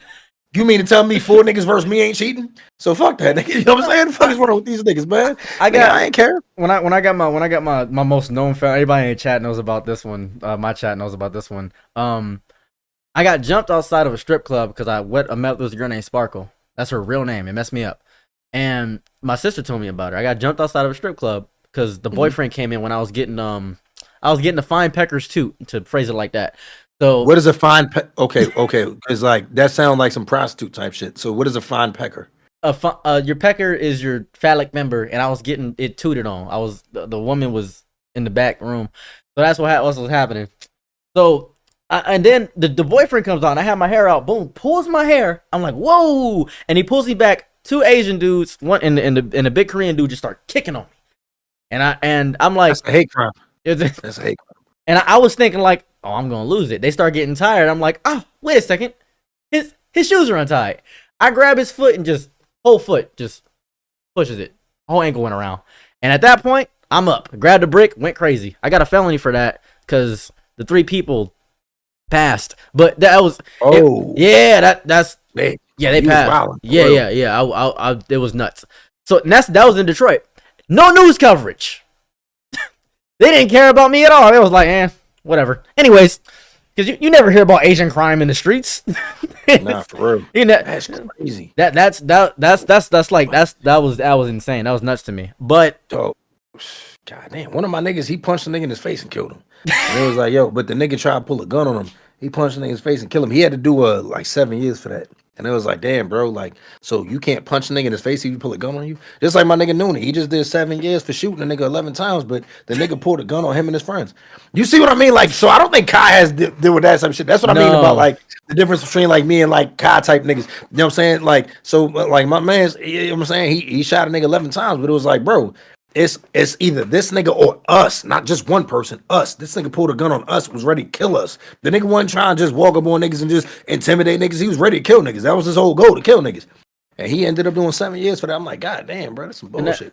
That's the thing with, like, the shocking aspect of it. Because people, like, somebody I've never had an interaction with, Long Beach Griffey. I love all of his content. Everything Long Beach puts out is shocking, it's chaotic, it's crazy. Trey Rags too. However, Long Beach has found himself in probably the best and worst situation ever. He is somehow the most controversial and well-loved person, but at the same time, nobody collabs with him, it seems like. I see other black creators collab with him, but nobody really collabs with him. And it is because insane. He hurts brands. Okay, so before he did collab with people. So you know what I'm saying? I don't really like to talk about it too much anymore because people forgot. And you know how it is. Everything's temporary. I tell everybody all the time, everything's temporary. Look at Balenciaga. People are buying Balenciaga again. But the thing is, everybody's fucking with Griffey again. So I don't want to bring this shit up, but I'm just gonna say it real quick. Everything that happened with that situation at one time, and everybody was calling him an apologist for certain things. Yep, I remember. He was there. That's it. You feel me? So that's the reason why people stopped. But before that, it's not like he was having a whole lot of collabs because he does shit just like Caleb City on his own. But Griffey did get collabs before that. But after that, everybody wants to fuck with him, like behind closed doors. Like if you haven't noticed, Griffey be posting shit, but nobody want to post the shit with Griffey. He posts the shit with other people on his stories, but those people don't share that shit in their stories. They don't post it or anything like that when Griffey around. You feel me? So yeah, that's the thing with Griffey. It's because of that situation. Because there's always random motherfuckers that keep bringing that shit up. Just like say for instance with Kai, right? people keep trying to bring up that he's a grape apologist because of what happened with his friend, even though his friend proved that he didn't do anything. You know what I'm saying? Like that was not consensual. He said he proved it and everything like that with the video and everything. But people keep calling Kai that. And then if you look at Kai's comments when he posts on Twitter and shit, there's people that still say that. That's because videos go we have to fit in such a specific small bubble. Like Caleb City is married to an Asian woman, Kimmy. People hate that. I don't know why. I haven't seen that, to be honest with you. I haven't seen that. So many communities is nuts. You know what I saw? You know what I saw? People get mad. People were mad at Berleezy for fucking with a white girl because they danced with a white girl. Oh yeah, they hated him for that, but nobody hated. From what I've seen, at least, I haven't seen a single person ever hate on Caleb City because I'm not gonna lie. The way Caleb City operates and shit, he do operate like a nigga that would fuck with an Asian girl. You feel me? Like I'm saying, like same as with me. I always get called off having a white baby mom. Nigga, obviously I look like a nigga that would be with just black women. See what I'm saying? I always get called out. Berleezy got called out that one time, and all these black women were hating on him because he danced with a white girl. But Caleb City, I don't really just get that vibe from him that he wouldn't fuck with a white girl. You feel me? Exactly. Or like he doesn't give off the perception. Berleezy gives off the perception of like, okay, he may be more of a nigga than Caleb City. Caleb City gives off the perception of like, this guy grew up watching Naruto.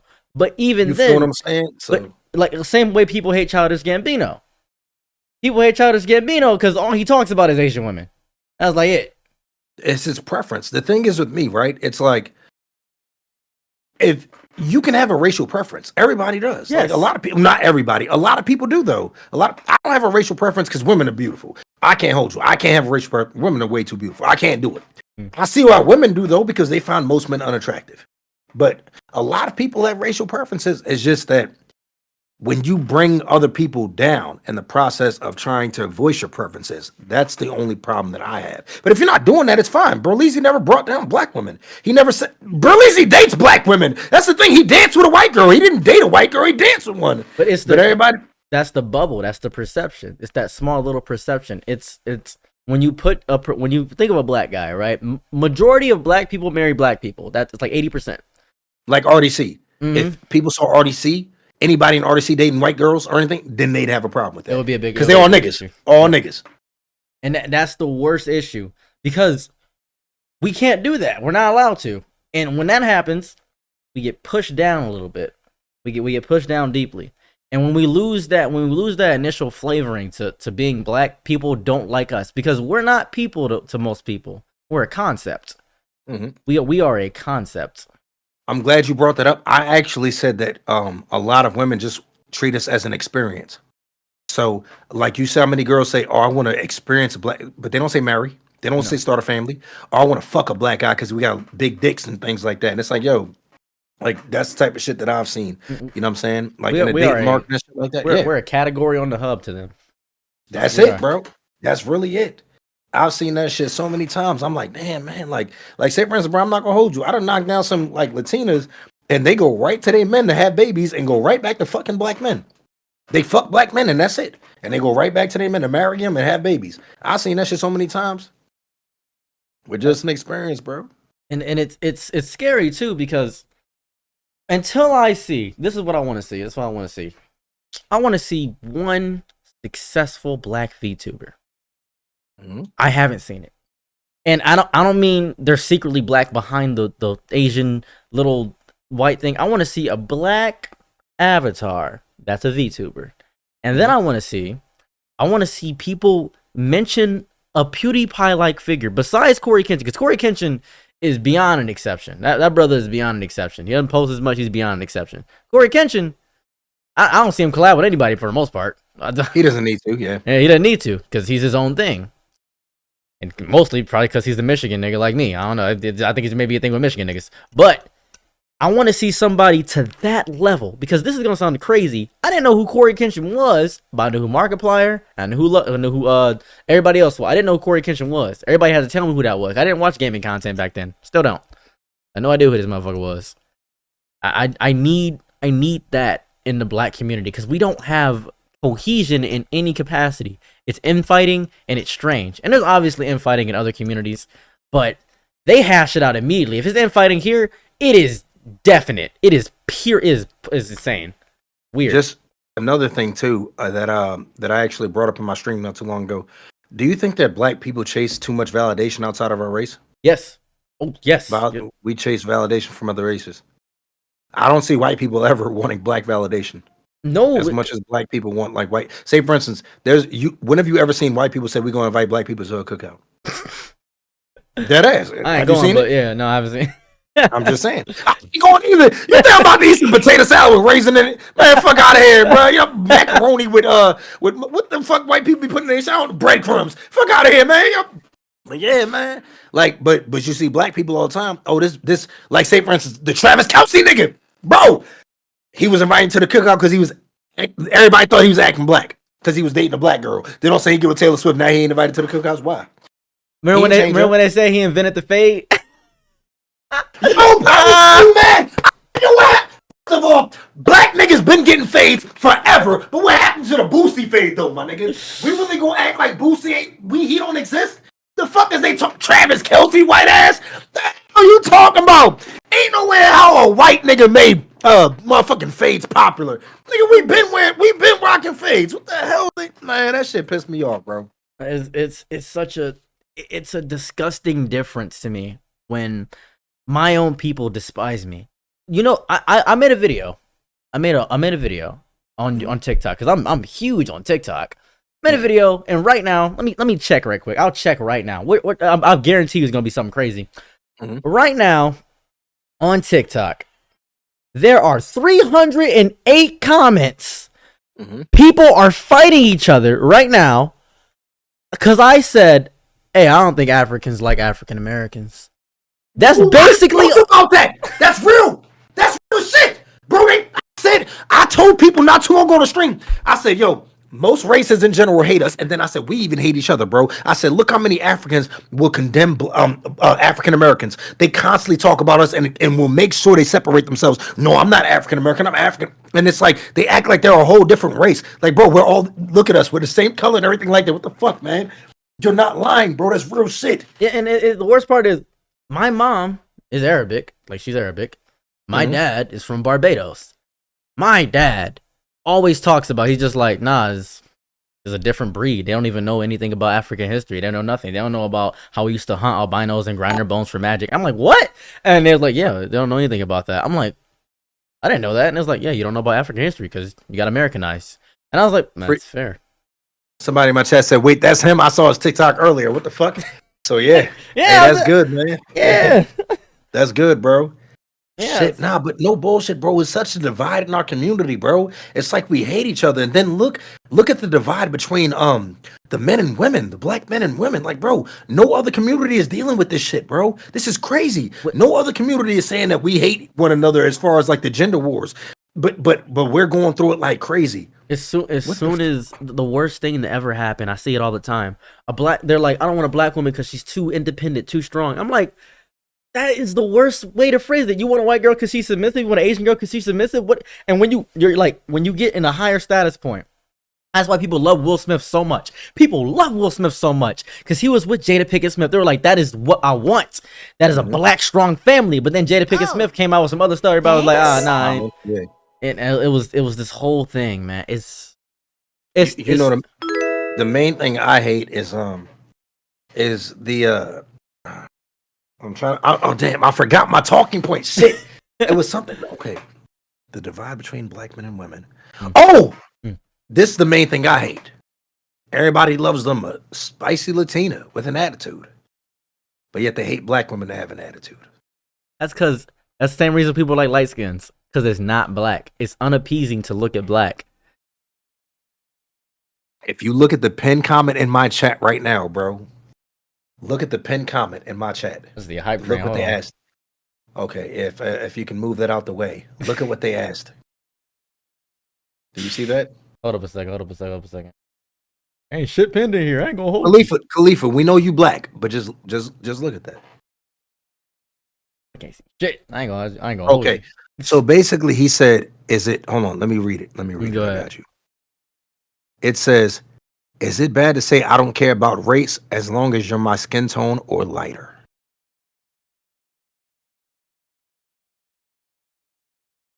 As black people, we are colorist. We know this. Say, for instance, bro, when I was growing, bro, put it like this: me and you, we ain't too far off in our complexion. But yet, when I was in high school, you know what I got called? Darkness. I got cooked for being black as hell all the time. Nigga, my black ass will see a black ass motherfucker and even still say, man, this black ass nigga, bro, you about black ass. I don't know. Why do we do that, bro? It's internalized hate. Is when I was in Japan, I lived with a guy who made omurice in Saitama. And I was stuck in Japan for 2 months. When I would go out to karaoke, I would talk to the Asian woman, and they say, "Oh, Chris Rock." I'm like, "Oh, okay, cool." They immediately, because I favor Chris Rock apparently. Bro, when I was in Italy, no, I went to Croatia. When I was in Croatia, I was about 160 pounds. Why was these bitches saying I was 50 Cent in Akon? Nigga, 50 Cent? I was like, yo, I can see now. But even now, I'm not as big as 50 Cent. But bro, I was about 160 pounds. These bitches said, oh, 50 Cent, 50 Cent, Akon. I'm like, where the fuck you get 50 Cent and Akon? Like, bro, granted, I'm black as hell, but goddamn, like, what the fuck you mean, 50 Cent and Akon? It kills I ain't had no tattoos, nothing. That's when I was in the Air Force, bro. It messes me up because I completely forget this so much, and I wouldn't have known this. I wouldn't even be able to have this conversation had I not traveled the world. When I went around the world, when I was going on Craigslist, living with addicts and things like that, traveling, I had discovered something very important about black people around the world. I learned this from Gun Park. Gun told me, and I quote, "The reason the world doesn't like black people is because you guys are so amazing." And I said, "Explain." He said, "The reason you don't like, because basketball makes too much money. Hip hop is one of the greatest things on the planet. Everybody wants to be hip hop. Japanese people are getting dreads. We love the idea of you." It's kind of like a 16-year-old that sees a girl with a fat ass. The idea of that fat ass, the infatuation phase is amazing. But when you actually get to know her, you don't want to learn about the trauma. You don't want to learn about the history of this woman. You don't want to learn about her bodies in the past. You want to learn about that. You just are obsessed with the aspect of a fat ass. And that's what it's like with black people. Exactly such. Everybody else in the world is a teenager looking at something appeasing. They don't want to know the history behind it. One thing I can say is, since I stepped into like the fitness realm, is that a lot of people hate on us specifically just because of our genetics.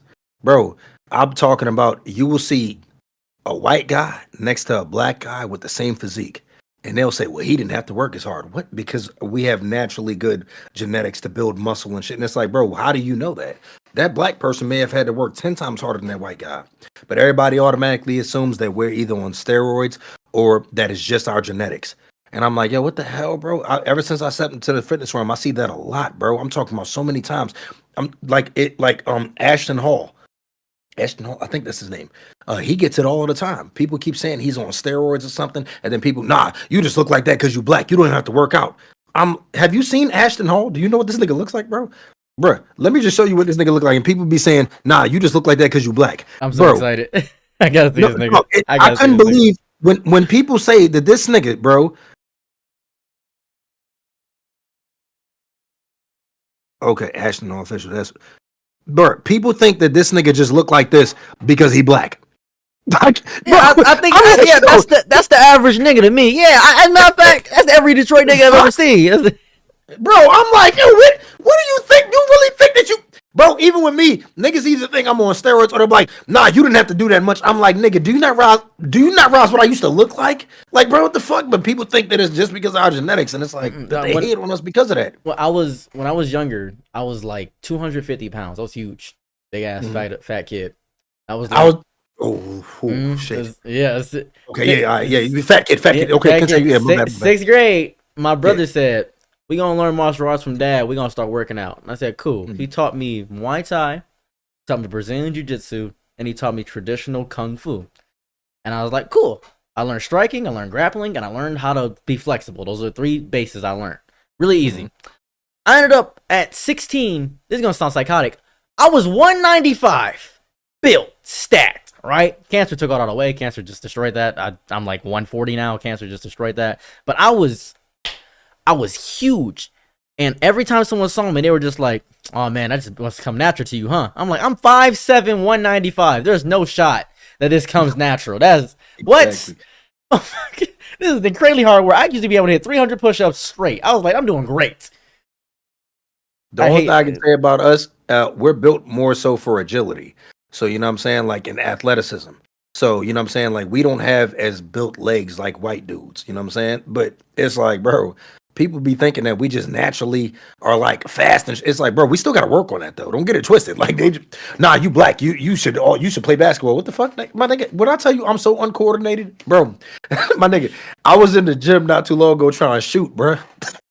My nigga, first of all, this is how you know I'm ass, right? My trash can is, nigga, you see where I'm at? My trash can is right here. Yeah. Bro, I missed every shit. Nigga, look. I just had to pick this up on nigga. I missed everything I throw in the trash can, bro. Nigga, I missed everything. I'm so unathletic. I'm so fucking uncoordinated. It don't make sense, bro. But people swear, oh, you must play basketball. You play, nigga. You know how many white people like, yo, you a running back? I'm like, motherfucker, nigga. I ain't never. It's so scary because I'll go to the gym now and I'm horribly calisthenic. Like I'm so good at holding myself up, doing like easy pull-ups, sidebars, all that stuff. I'm easy to do that. And they'll be like, "How are you doing that when you don't have much muscle?" I'm just like, "It's because I know how to correctly do it. My tendons are strong. I'm still great. I'm still good. I just don't look like it all the time. I can still fight too. I just don't look like it."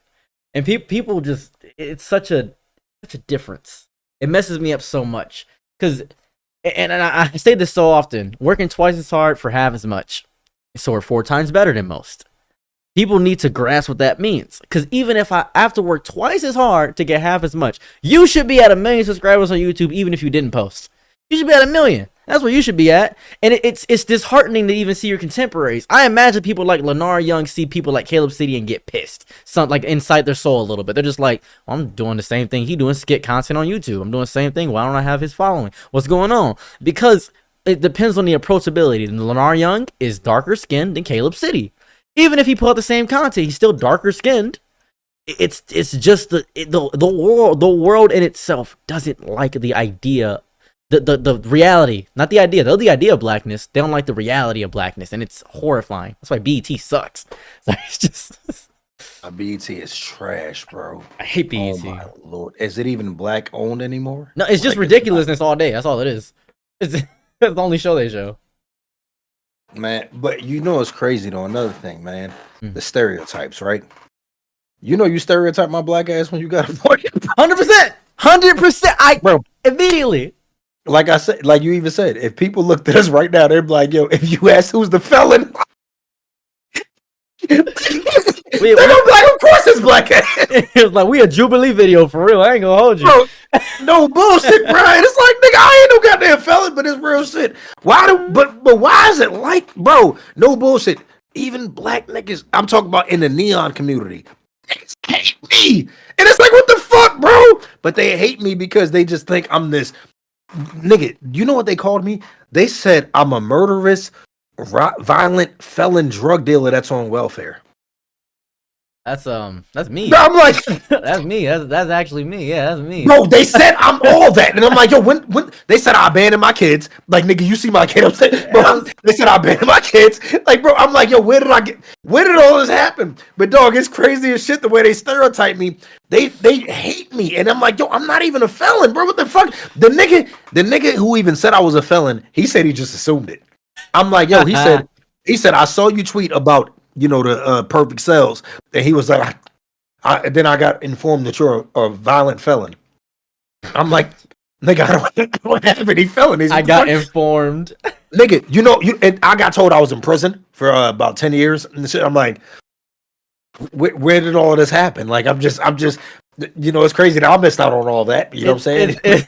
Where was I? What kills me the most, and this is my most favorite assumption of all time of me. They said, you probably never been with a black girl. And I kid you not, I don't think I even talked to white people until I was 16 if it wasn't a drug deal. Whoa. Nah. Okay. Well, I can't say it's just the way you look. If I did look at you like if I'm just looking at you, if you tell me you're dating a white girl, I'm not going to be surprised. Good. But the thing is, bro, I don't know what it is, but even with me, people be just assuming that I have a white baby mom, even if they don't know. And it's like, they'll just see I have kids and they'll be like, yo, well, obviously if they see my kids, they're going to know. But it's like, yo, bro, people be assuming I only fuck with white girls. You know how many girls I got to deal with? They're like, yo, I thought you only fuck with white girls. And I was like, where did you get that from? My friend E even said that she thought I only fuck with white girls. I said, I said, I have a whole black baby mom I was with for 5 years. Where do you get that from? And you know that. I'm like, she was like, I just kind of disregarded it because you have a white one. And it's like, really, nigga? Like, we ain't gonna talk. I wasn't even with my white baby mom. I was with a black one for 5 years. Like, man, I don't get it, bro. But like, if I look, like, say for instance, because we even was talking about that one nigga. I ain't gonna mention bro name again because I'm gonna tell you about the situation because I didn't get a chance to finish it because you did ahead. drop the intro. You know what I'm saying? But that nigga, right? You remember I told you nigga dapped me up with the left hand and shit, right? Got hit. Yeah, got you. Peep this. This is all that happened. This is all I did. Nigga dapped me up with the left hand. I said, come on, bro. You know we ain't doing that. I said, come on, bro. You know we ain't on that. This nigga, he immediately went in this racist mode. The nigga, man, I'm not running that fucking shit, man. And I'm like, yo, what the fuck? He was like, man, you always coming with this fucking street shit, man. I'm not on that shit. I keep trying to tell you. I said, dog, chill. So I'm trying to, because I'm really trying to not take it there. So I'm like, yo, please chill. Yo, chill. Yo, calm down. I understand you mad, but you don't understand. I'm literally shaking because I've never dealt with a nigga talking to me like this. And I'm trying, because like on a regular, you know, on the street, it's up immediately. First of all, you ain't talking to me like that. Soon as you even raise your voice, we gonna take it there. Like, we gotta go there. Like, somebody gotta get hurt. Cause like, what are you talking about? The nigga started yelling. I said, dog, please chill, please. I was like, yo, can you just calm down? And I'm just sitting there. I'm trying my hardest. I was like, can you calm down? And then I got up and said, nigga, who the fuck you talking to, bro? Like, nigga, you got me fucked up, bro. Nigga, this nigga tried walking off while I was talking to him. I walked up to this nigga. I grabbed this. I said, nigga, don't turn your bitch ass around. Who the fuck you talking to, nigga? Bro, he screamed. He screamed in front of everybody at the convention. I said, dog, what? Bro, there's no way you serious, bro.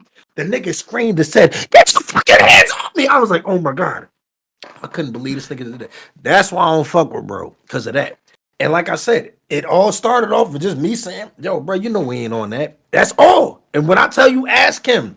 I said this shit publicly because I'm like, yo, this is real shit. I ain't lie about this shit. Ask that nigga. I said it calm. I was trying to be calm because I couldn't believe a grown man is talking to me like this. Like, bro, that's not a street nigga. Because don't get it twisted. I told niggas about some shit that happened in my chat. I mean, I told niggas in my chat or whatever before.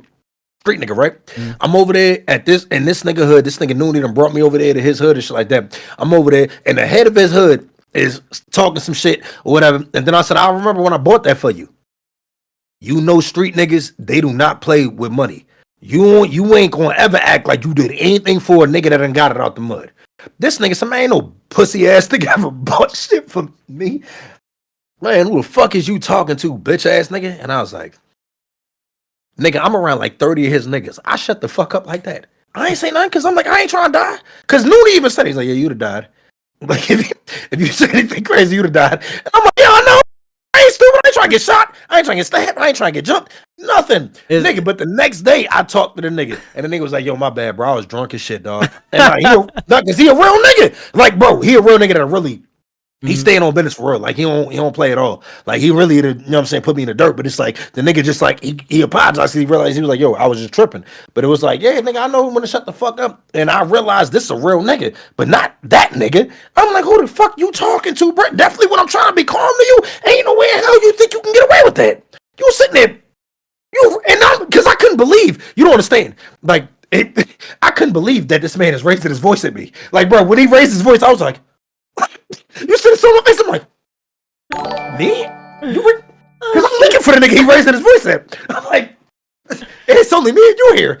Nigga, who you raising your voice at, bro? Like, me? There's no way you're doing that, bro. Like, what the fuck? Make like Mario trapping and pipe down. Like, don't do that. Like, I just couldn't believe this nigga was talking to me like this. Definitely when you know you're not like that. And then, like I said, the nigga screamed when I grabbed this nigga. I was like, yo, what the fuck you talking to, nigga? And he screamed, and I was like, oh my God, bro, you on that? Everybody looked at me. I'm like, oh my God, he embarrassed the shit out of me, bro. Because, like, in that type of situation, the nigga who screamed, he ain't the nigga who get embarrassed. I get embarrassed because everybody looking at me like, why did you put your hands on this? Because it was, what was it? I was at a convention in Columbus, and the first convention I ever, it was like one of the panels, a new panel I was doing called How to Pick Up Baddies at an Anime Convention. I'm doing that at DreamCon too. Yeah. And I go do this panel, and I'm chilling, and everybody's making a big hubbub about my panel. I'm confused. 400 people in this tiny ass room come. I'm like, what the fuck? And it's not like a big room. It's like a room maybe 4 times bigger than this one. Not even that big a room. 400 people just coming in like, we love to see here. We love to see it. I'm like, cool. One dude was offended by That's the a little stuff. racist when you said that. You said that like in like an Asian accent. That was crazy. Don't do that. That's a little racist. I would not an Asian, I was an Asian accent. It was just, I'm just saying. a nerdy dude come up to me, a nerdy white dude, and he was like, I gotta learn how to pick up women. I'm like, cool, I got you. The whole crux of it is me telling people to put on deodorant, basically. Because they must. Yeah. Keep going. They must. I'm like, you Smash Bros. Players need to motherfucking size up your deodorant, you bitch ass. I was so pissed, and I was like, and one dude, he raised his hand because I said you got to raise your hand and ask a question. He raised his hand. He was like, "Why are you saying this? This is so hurtful." And I said, "Because I'm a nigga first, and everything else second. Understand that. Y'all see me as this nerdy anime dude. I like Dragon Ball Z. I talk to y'all. I do every black character anime. I do that shit. But y'all gotta grasp this first. I'm a nigga first, and everything else second." Then white dude gets mad at me. He gets up. He just like, he starts walking towards me, and he starts like screaming in my face. I headbutt him right in the bridge of his nose and kept talking. I was like, "Yep." Anyways, everybody was like, "What?" And I was like, "No, I'm gonna keep doing my panel because I got 2 hours. I'm getting my Baz reimbursed. I ain't got time for this." I'm like, Real shit. Bro, you know what's crazy, dog? My first convention. It was the second. The first, because like if the nigga in here he watching it, it's like, bro, it is what it is. The nigga was Topo. Nigga walked up on me and he was like, "Yo, I fuck with your content." Nigga went like this. I thought he about to dap me up. Notice I said he dressed as Topo, God of Destruction Topo. Nigga, no shirt, fat as hell, sweaty as hell. This nigga grab. I said, "Dog, what the fuck?" So that's the first nigga. Bro, tell me why I'm in my panel, right? This is the second Command Con. It was the second because the first Command Con, I didn't even know there was a line. I just thought that we let everybody in, and I did the whole panel with just one group. I didn't realize, my nigga, the line was wrapped around the corner. But the second one, I'm taking pictures with niggas, bro. My arm, my shoulder stunk so bad because niggas was doing this, taking pictures with me. When I was like, oh my nigga, I had to get that dirt off my shoulders. Nigga, I almost turned into Jay-Z. Nigga, I was like, yo, what the fuck is this? When I tell you my arm stunk so bad, I was like, oh my God, nigga, these niggas be stinking at conventions. I don't know why they get mad. Bro, the thing is, I told niggas, bro, cause like the first Command Con, I invited niggas to my hotel room, right? Not invited, but it was like, look, I'm a man of the people. I don't worry about content creators when I'm at conventions. I don't do the green rooms or anything. I really go out there with the people. So I'm out there with the people and people follow me. It just was what it was. Like, no bullshit. And niggas in my chat know too. You know what I'm saying? Like with me, I'm really out there with the people to where if you start walking with me, I'm not gonna tell you, yo, what the fuck you doing or anything. You just walk with me. It is what it is. Niggas walk with me, then walk in my room. Niggas got there and I'm like, yo, what's that smell, bro? Niggas is like, what you mean? I'm like, bro, like, yo, one of y'all niggas stink, bro. What the fuck? Did y'all take a shower? Nah, man, I'm gonna take a shower tonight. I said, get the fuck out of my room, bro. What is you doing? Like, yo, I said, get the fuck out of my room, nigga. I said, do you not realize how bad you stink? I said, you got the nerve to come in here and sit on my bed, nigga? What the fuck, bro? I said, nigga, there's a couch, there's a floor, like, bro, you know what I'm saying? There's an outside. You got all of these places to sit at, and you chose to sit on my fucking bed, something like that. I can't believe that shit, bro. You don't understand these. No, y'all in the chat. Y'all do not know these niggas at conventions be. no, it's the bitches too. It's the bitches too. Nigga, bro, these bitches pussies. I'm talking about they be wafted, nigga. Nigga, you be walking through, you like, God damn, what the fuck? Am I at DreamCon or Long John Silver's? God damn, bitches. What the fuck? Yo, it be. I'm talking about these bitches pussies just be wafting, nigga. You be smelling. You like, God damn, because I know they ain't no underarms. That's definitely that pussy. For the niggas who won't get pussy, you don't know what pussy smell like. I'm talking about that stank shit. You gonna know though when you. Why you think bitches be like, yo, don't leave your pussy in the bathroom? It's because and that's an issue too, because black anime nerd niggas specifically have such a victim mentality.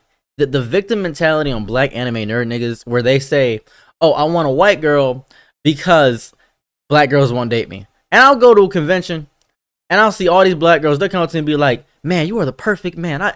You are so, and I'll be like, nah, I'm cooling you, shawty. I'm straight. You stink. Like that, like legitimately, I will back them off immediately. And then the black nerdy dudes would be like, how'd you do it? I said, I'm not interested, so they love me. I don't know how to phrase it. Anyways. I want you to go to my page right when we done. Mm-hmm. It's on my Instagram because it's probably easier to find it on there. I have a video about black nerds that we reacted to this one dude video because he was saying black women don't like black nerds. And I'm like, yo, and then he kept saying this over and over. It's they only find the black nerds attractive that are conventionally attractive. I'm like, yo, put it like this, right? All right, Mark. People consider him a black nerd. Does he have a problem getting black women? No. King Vader, they consider him a black nerd. Does he have a problem getting black women? No. It's just y'all niggas be dirty as hell, ugly as hell, stinking, all types of shit. Like, bro, what the fuck? That's the problem. I'm like, yo, nigga, bro, look at me, my nigga. Black nerd, nigga, the fuck is you?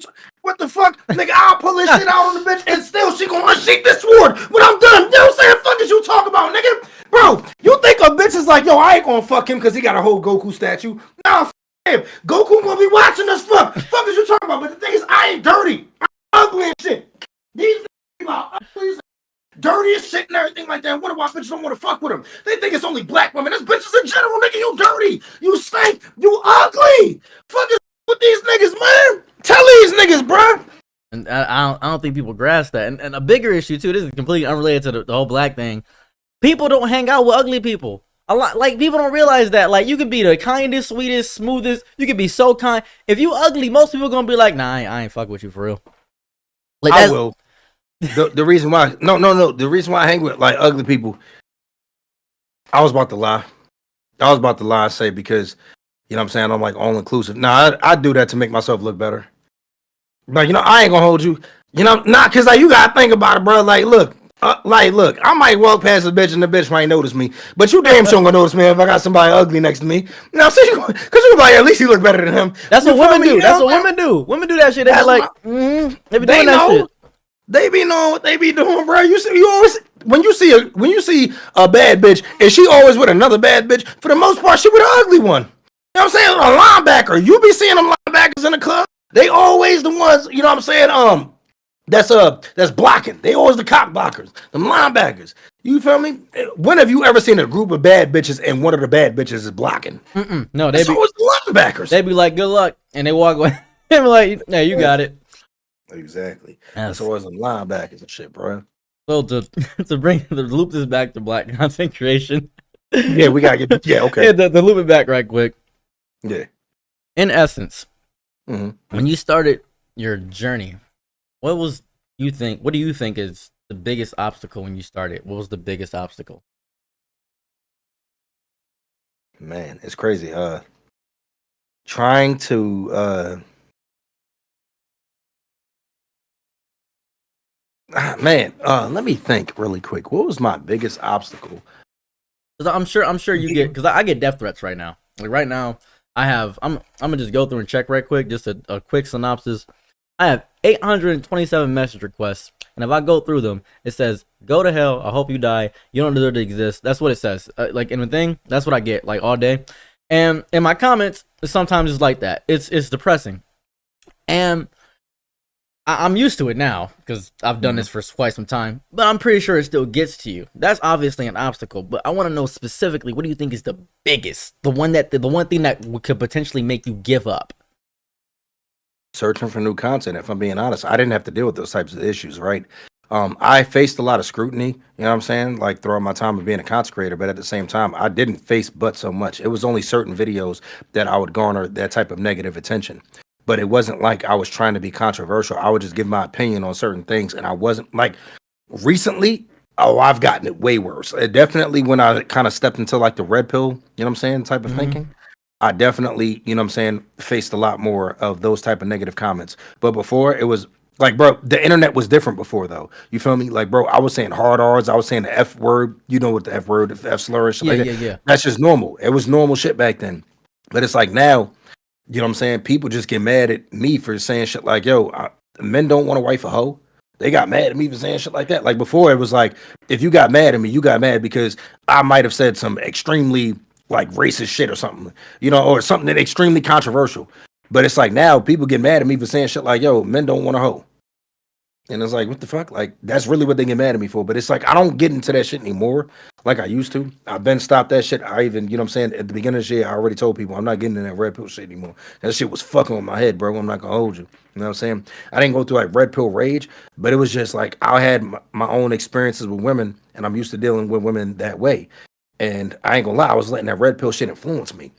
And I was like, damn, bro, I'm definitely getting less women by thinking like, this the fuck am I doing, bro? Like before, it was like I just know women. Women, like, you know what I'm saying? They may take a while to reply. They you know how many girls will hit you with that, you know what I'm saying? Oh, I just woke up type shit. It's just bitches in general. It was what it was. Back then, I didn't care. It was like, yo, fuck it. I just know bitches. I know you probably fucked a nigga last night. It is what it is. Just as long as when you fuck me today, you know what I'm saying? You ain't, you know what I'm saying? Got this nigga dick on your breath. I'm cool with it. But it's Yeah. like, I stepped into that rep shit and it was like, well, she must not see my value. Nigga, use a great value, nigga. The fuck is you talking about, bro? Nigga, the fuck, bro, use a Walmart type, nigga. Do you not rouse you, bro? I had You ain't nothing. I had nothing to bring to value to most situations, and honestly, right, I had nothing to bring to value. Not gonna hold anybody, but I would still pull like crazy, simply because I told a lot of girls the same line. They thought it was the most impactful thing they ever heard because they deal with a lot of people that are red pillars.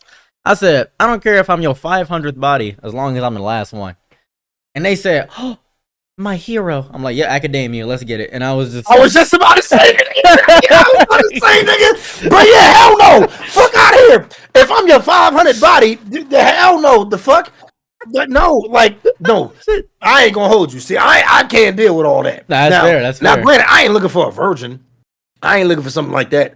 And I'm not looking for no young ass girl or anything like that. But at the end of the day, I don't want a girl that was just giving herself out there. You know what I'm saying? Giving herself up out there like that. Because it's like, like in my experience, those types of women, then they're not like viable partners. You feel me? They're not suitable partners. No. They're just like, you know what I'm saying? Like the way they operate. Say for instance, right? This one joint I was dealing with. And I told niggas about the shit in the chat. She was a girl that she kept harping on the body count thing, right? Every time you go to Twitter and there's a body count, shit come up. Why do men care about body count? And I already knew she was a hoe. I knew it. I even told her. I said, yo, there's no reason why I should know you fucked a nigga the week before you met me because you posted it on Twitter. I said, what's your problem? And I told her about how bad that was. And you know what I'm saying? As far as just having that high ass body count fucking so many niggas. And she wanted me. So she wanted to be with me. She was fucking with me for a little bit. And then I told her, I said, I ain't gonna lie. This ain't gonna go anywhere because I ain't gonna take you serious. You fuck too many niggas. And then she stopped fucking with me and became a single mother the moment she got pregnant. That's a realistic reality of things because it's the same way. I don't hate polyamory, right? But it is genuinely not for me because it is the craziest mindset. The only reason polyamory exists is because we have the internet. We can see all the potential we have.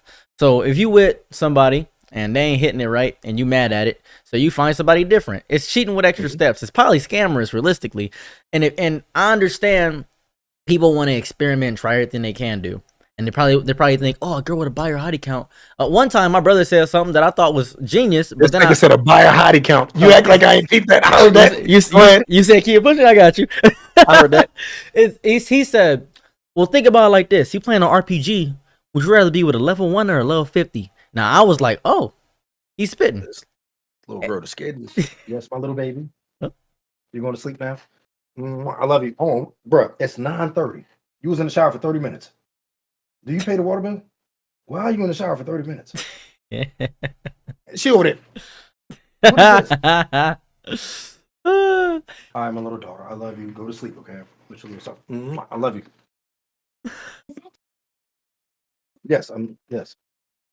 You want to interview right now? Do you want to say something? Go ahead. Yeah, say what you want. I know what you're going to say. I already know what you're going to say. What you got to say? Go ahead. What you got to say, little girl? Speak up. I'll turn the mic up. What you got to say? What's up? You got anything you want to say? Go ahead. You could interview me for about You dry. 350. You know, for about how much?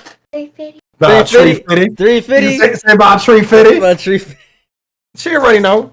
You know what I'm saying? You already know, little girl, about 350. About 350. All right, I'm fuck with you. You know what I'm saying? It's like, all right, little girl, get a step in, cousin. I love you, my little baby. All right. I'm weak. That was beautiful. So, Yeah, that's my little baby. So, and he said this to me where he said, you ready with level 1 and level 50 you playing a video game? I'm like, probably level 50. Then I got older. And like, I thought about that. I was like, oh yeah, I want to get power level, you know, it give me more experience. Then I got older and I thought to myself, well, I played Power World recently.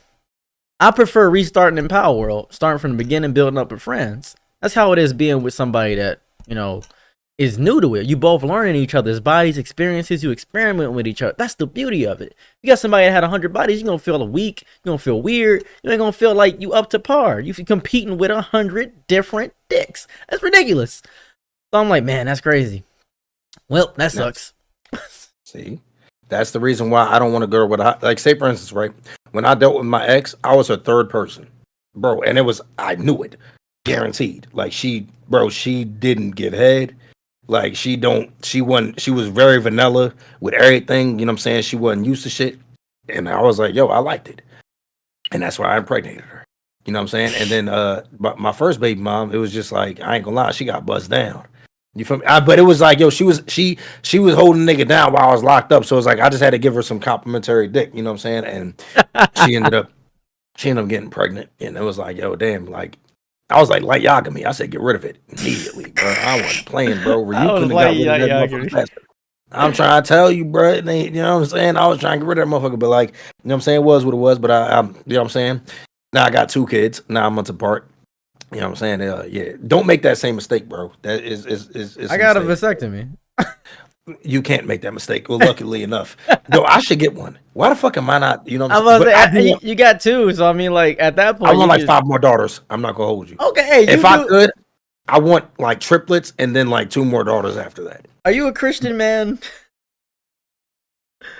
I'm sorry, is it do I look like I'm religious? Oh yeah, I forgot.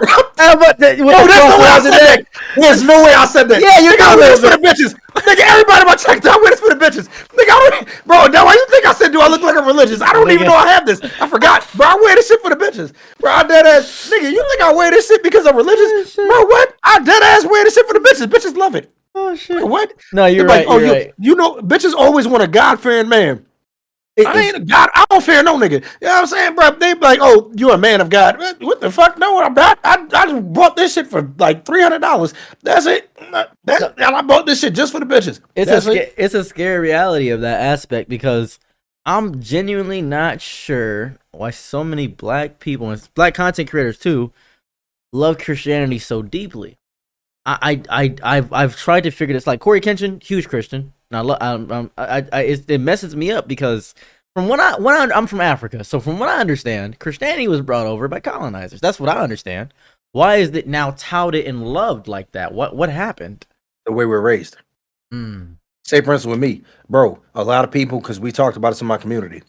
When I was younger, my aunt used to tell me I'd be on punishment if I don't go to church with her. I hated church. There was no point in me going there because I didn't like it. I was like, yo, I felt like, first of all, I'm watching you. You're like the biggest hypocrite I've ever met. And I'm watching you go to church. I'm imagining that everyone around there is just like you. Plus the pastor, he was a terrible person. You know what I'm saying? There was plenty of people in there that it was like, damn, bro, like drug dealers, all type of shit. And it's like, yo, like what the fuck? Like what is there?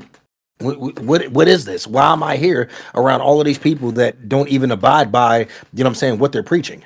So yeah, that like, but we always get told, you know what I'm saying, we should be Christians and shit as black people. And like I said, we're raised like that. And I was raised to where you're on punishment if you don't go to church. I ain't gonna hold you. I was a youth pastor because they forced me to become a youth pastor when I was growing up. I was like, well, forced you. I was confused. I was like, why am I a youth pastor? So, and this will probably close out things here. Just to, you know, we've been going for 2 hours at this point, so I'm gonna close things out with you here on this one. This is the most pivotal and important thing for me because I think I access to most content creators that are black. Resource-wise, the support from your community. Who supported you in your upbringing? Because resource-wise, you made videos on your phone for the most part until you got this set up. Who supported you? Who was the supporters? Was it random people or was it people actively around you saying they knew you were gonna make it? Oh, of course. Oh, you always will get more support from people who don't know you. Yeah, the people who know you, they just think, oh, well, you my friend. You know I got you. No, you don't. So why don't you share my shit? I've always noticed this because when I started off doing music first. Bro, the people who supported me most, I had fans online. Those are the people who are sharing my songs. Other people, man, I mean, bro, I just shared your shit the other day. So you can't share it today. So this random person can share my shit every day, share it multiple times a day, but you can't do it because what? But you can share Drake all day. That's one thing I've noticed. You know what I'm saying? When I was growing up, because it was like, I mean, not growing up. When I was doing music, I kept seeing people posting Drake, and like they're, you know what I'm saying? When you remember before when people used to post like YouTube links on Twitter Yeah. for like music and shit, Mm. and I'm like, yo, that's crazy because Drake don't need your support, but you posting his shit, but you can't post mine, who I need it in order for me to make it. I saw that shit so much, bro. Even now to this day, bro. If you go to any of my friends' page, you're not gonna see any of them sharing my shit. But if you go to my fans and shit like that, people in my community, you'll see them sharing my shit. If you go to my Twitter right now, tell everybody to retweet my stream. Not a single person that actually knows me in real life retweets my shit at all. Don't even like it. They like my shit on Instagram and everything, but they don't support me as far as like actually supporting me. Bro, none of my friends are sub to me. Not a single person I know in real life is sub to me. I think the only people And that bro, are- and the thing is, you'd be surprised at how much I do for niggas. Niggas in here, if you in here right now, you know how much I've done for niggas. Niggas don't even pay $5.99 to sub to me. Dead ass, bro. Niggas ain't support me once. I'm talking about not even 1 month. $5.99 that's out of nothing. 4 years that I've been streaming. Not $5.99 not one time. You want to know why I easily gave you $350? I thought it's because I just said 350 as a joke. Like, and you see my daughter just said 350. That's just what we say. But You why? want to know why I gave it to you so easily? Because you know I'm broke. Because you're a felon. Look at you. Look at you. All right, but what's up It's- though? It's because when I hear you speak, I hear somebody that is the same base as me. That's what I hear. I hear somebody Not a that felon, bro. no, not a felon. The same Okay. base. The base. Like, I'm probably not gonna get a bunch of sponsorships. I'm probably not gonna get a bunch of people that are like, "Oh, here goes a brand deal." I'm not gonna get that. I'm gonna have to rely on my community for the most part. I hear that in your voice because when I had 100,000 subscribers on YouTube, I did my first convention. It wasn't my friends, my people from school, because I was in school when this happened. It wasn't those people that were around. Random fat white dudes with glasses and people that I've never seen before. People saying like, "Oh, I'm the 5er I'm like, "What?" In your chat, I'm the guy. I'm like, "Oh, cool. What's up, man? What's your name?" I'm Derek. What's up, Derek? Just say your name is Derek, man. I don't know that. I ain't gonna remember that. Just say your name is Derek. I call you Derek in chat. Like, that's how it operates. Somebody in my chat right now is Rain. Rain's always here. Rain's always here. People on my TikTok, they are so confused why I respond to every message request. They be like, "I didn't think you respond. I only got 200,000. That ain't nothing to me." And like, really? I only got 200,000? Don't worry about that. I'll respond. What do you need help with? They are so confused by that. And I can see that from you because you don't see the parasocial aspect. You see people and you're like, "Oh, it's my nigga. You support me. I appreciate you." That's what you see. That's why when I get that 350, I was like, "Oh, come back eventually." Because FD Signifier asked for nothing. Inferno Omni didn't ask for anything. But you, I would give you, if it meant that I could speak to you, I probably would have gave you 1,000. If I had it. So the thing is, The 20,000. This nigga to the 20,000. This nigga about to go to the 20,000. I can feel it coming. You already knew it. You knew I was about to go. My bad, bro. My bad. I can feel it. You knew that. You knew where it was going. You knew where that shit was going. But Yeah, man. it's important to speak to people like you. I love conversations like this because this is, you may not realize the pivotal impact that you have all the time. You may be chilling with your daughter and know that you got to be a great dad for your daughter. You may be hanging out with a woman and think, "Okay, I got to impress her." But to the people that you'll never meet, you mean so much. You could have never met me your entire life, ever. And you would have meant so much to me. Just the presence you present, the essence of your character, the way you speak passionately about anime, the hypeness you get, the vernacular, the way you allude things, your comedy, all of it is so perfected in an endless loop. It's amazing to witness. It's an art form, and it's so effortless for you. You do it even when you're joking, because that's your brand. It is impressive to witness somebody that has come from struggling so deeply when it comes to the negative comments and not reaching the milestones you may have thought you'd reach, but still working and improving, not caring about tomorrow, but being the best version of yourself today, being amazing. That is why I desperately needed to have this conversation. That is why you are so important to me in the Black community. Yo, I really appreciate that, bro. And I'm glad, you know what I'm saying, you got to see how I am, you know what I'm saying, with my community and shit like that and how I treat people. And that's the reason why when you catch me at conventions, you don't catch me with the content creators and shit. Why am I going to sit there and be around content creators and shit when they ain't sharing my videos? Bro, all of these people over here, the people who made me, they're the ones who did that, bro. If you see me at a convention, you always going to catch me in the crowds, bro. At the first Command Con, they kept telling me, nah, Daquan, you can't be here. You can't be. Nigga, I kept going out there with everybody. I was like, yo, fuck that. These are the people that made me. Y'all invited me here, but they made me. What the hell I look like wanting to just be around y'all? I want to be around the people. These are the, bro, you don't understand like how much I get support because I actually treat people like real people. And that's the reason why I like doing face reveals and shit like that. And you even see in my chat, people are coming in. When they say something, I'm like, nah, who are you?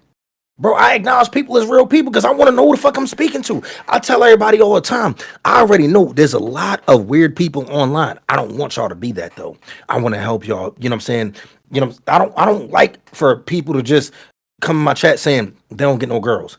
They never got they don't have friends. They never got a girl to even show them attention. Things like that. Yo, I've never had a friend in my life. I'm like, nah, I actually want y'all to have meaningful relationships and things like that. And I want y'all to know, I want y'all to be people that I could actually fuck with in real life.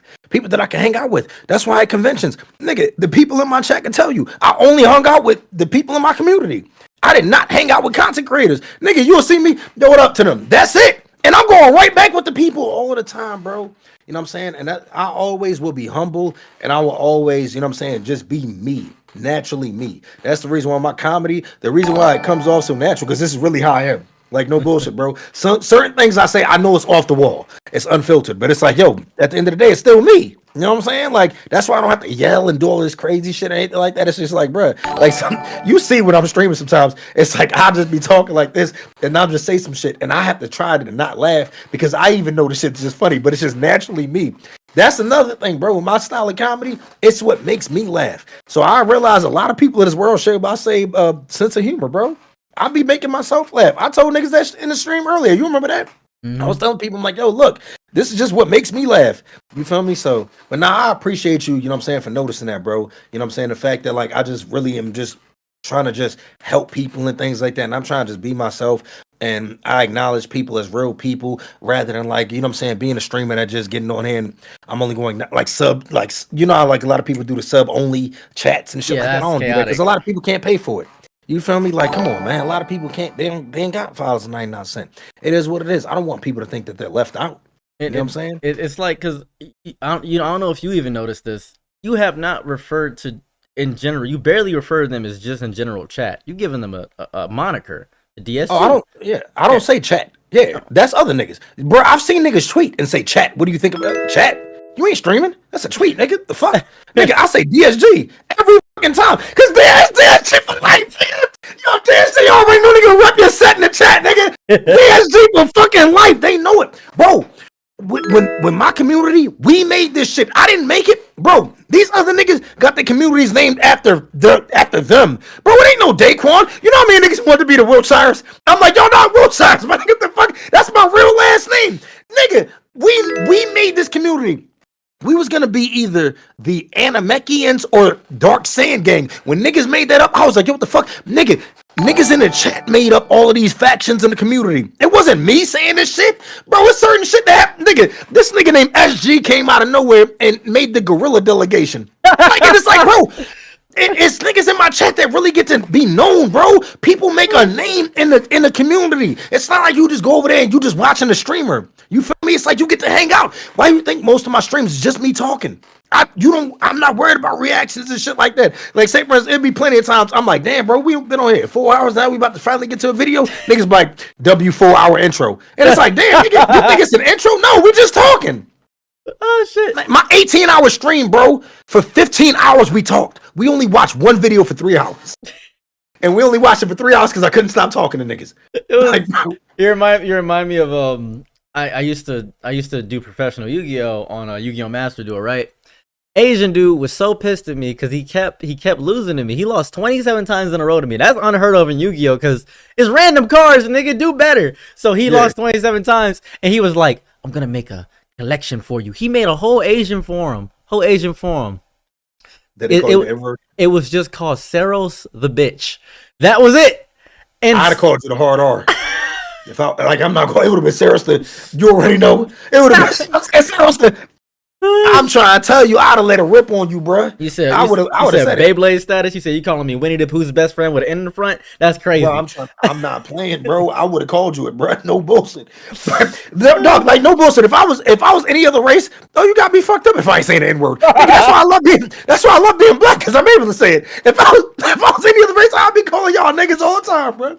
Y'all would hate me if I was white, if I was Asian, or anything else. Because if I was Latino, y'all wouldn't care. But if y'all would hate me if I was Asian or motherfucking or white, because I'd be calling y'all so many. If I was Asian, nigga, I'd have called you a nigga. You know what I'm saying? Whatever the fuck, brack.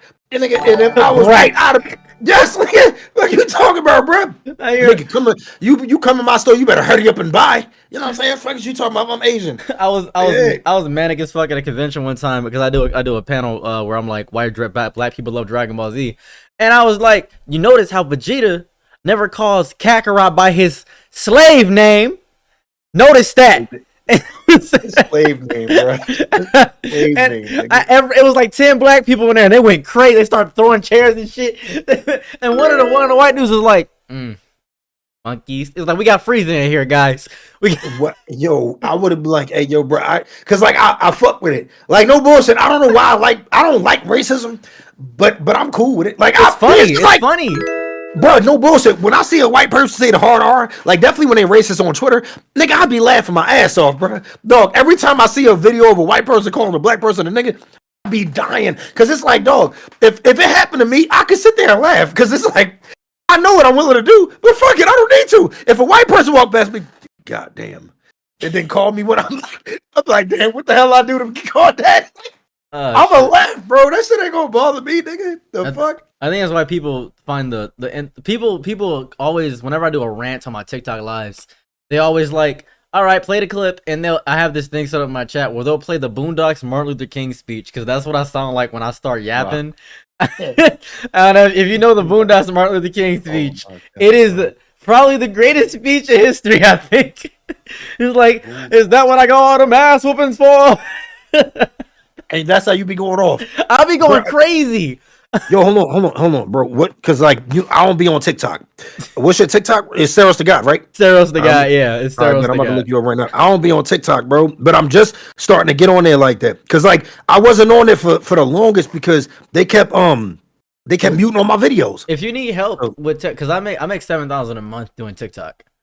If you need help, you know what I'm about to say. Let a nigga hold like let it just 50 to next Thursday. Let me hold my 50 to next Thursday. Come on, bro. You know that. Tell you what. I'm gonna do you a solid. After my date, I figure out how much I got. I'm just gonna randomly send because I have a roulette on Cash App. I have a roulette app on Cash App where I send people random money in my friends list. I'm gonna add you as a friend list.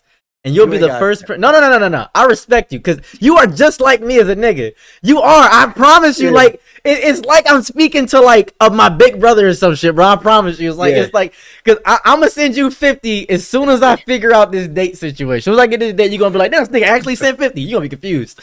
Yeah, I appreciate it.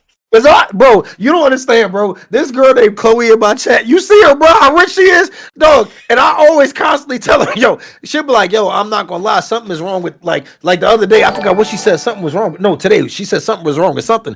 I said, but it's not wrong with your bank account, so like, why don't you just send that 50? No, she said they discontinued the soap. So she suggested this expensive ass soap. She said it cost a few $100s. And then she said they discontinued it.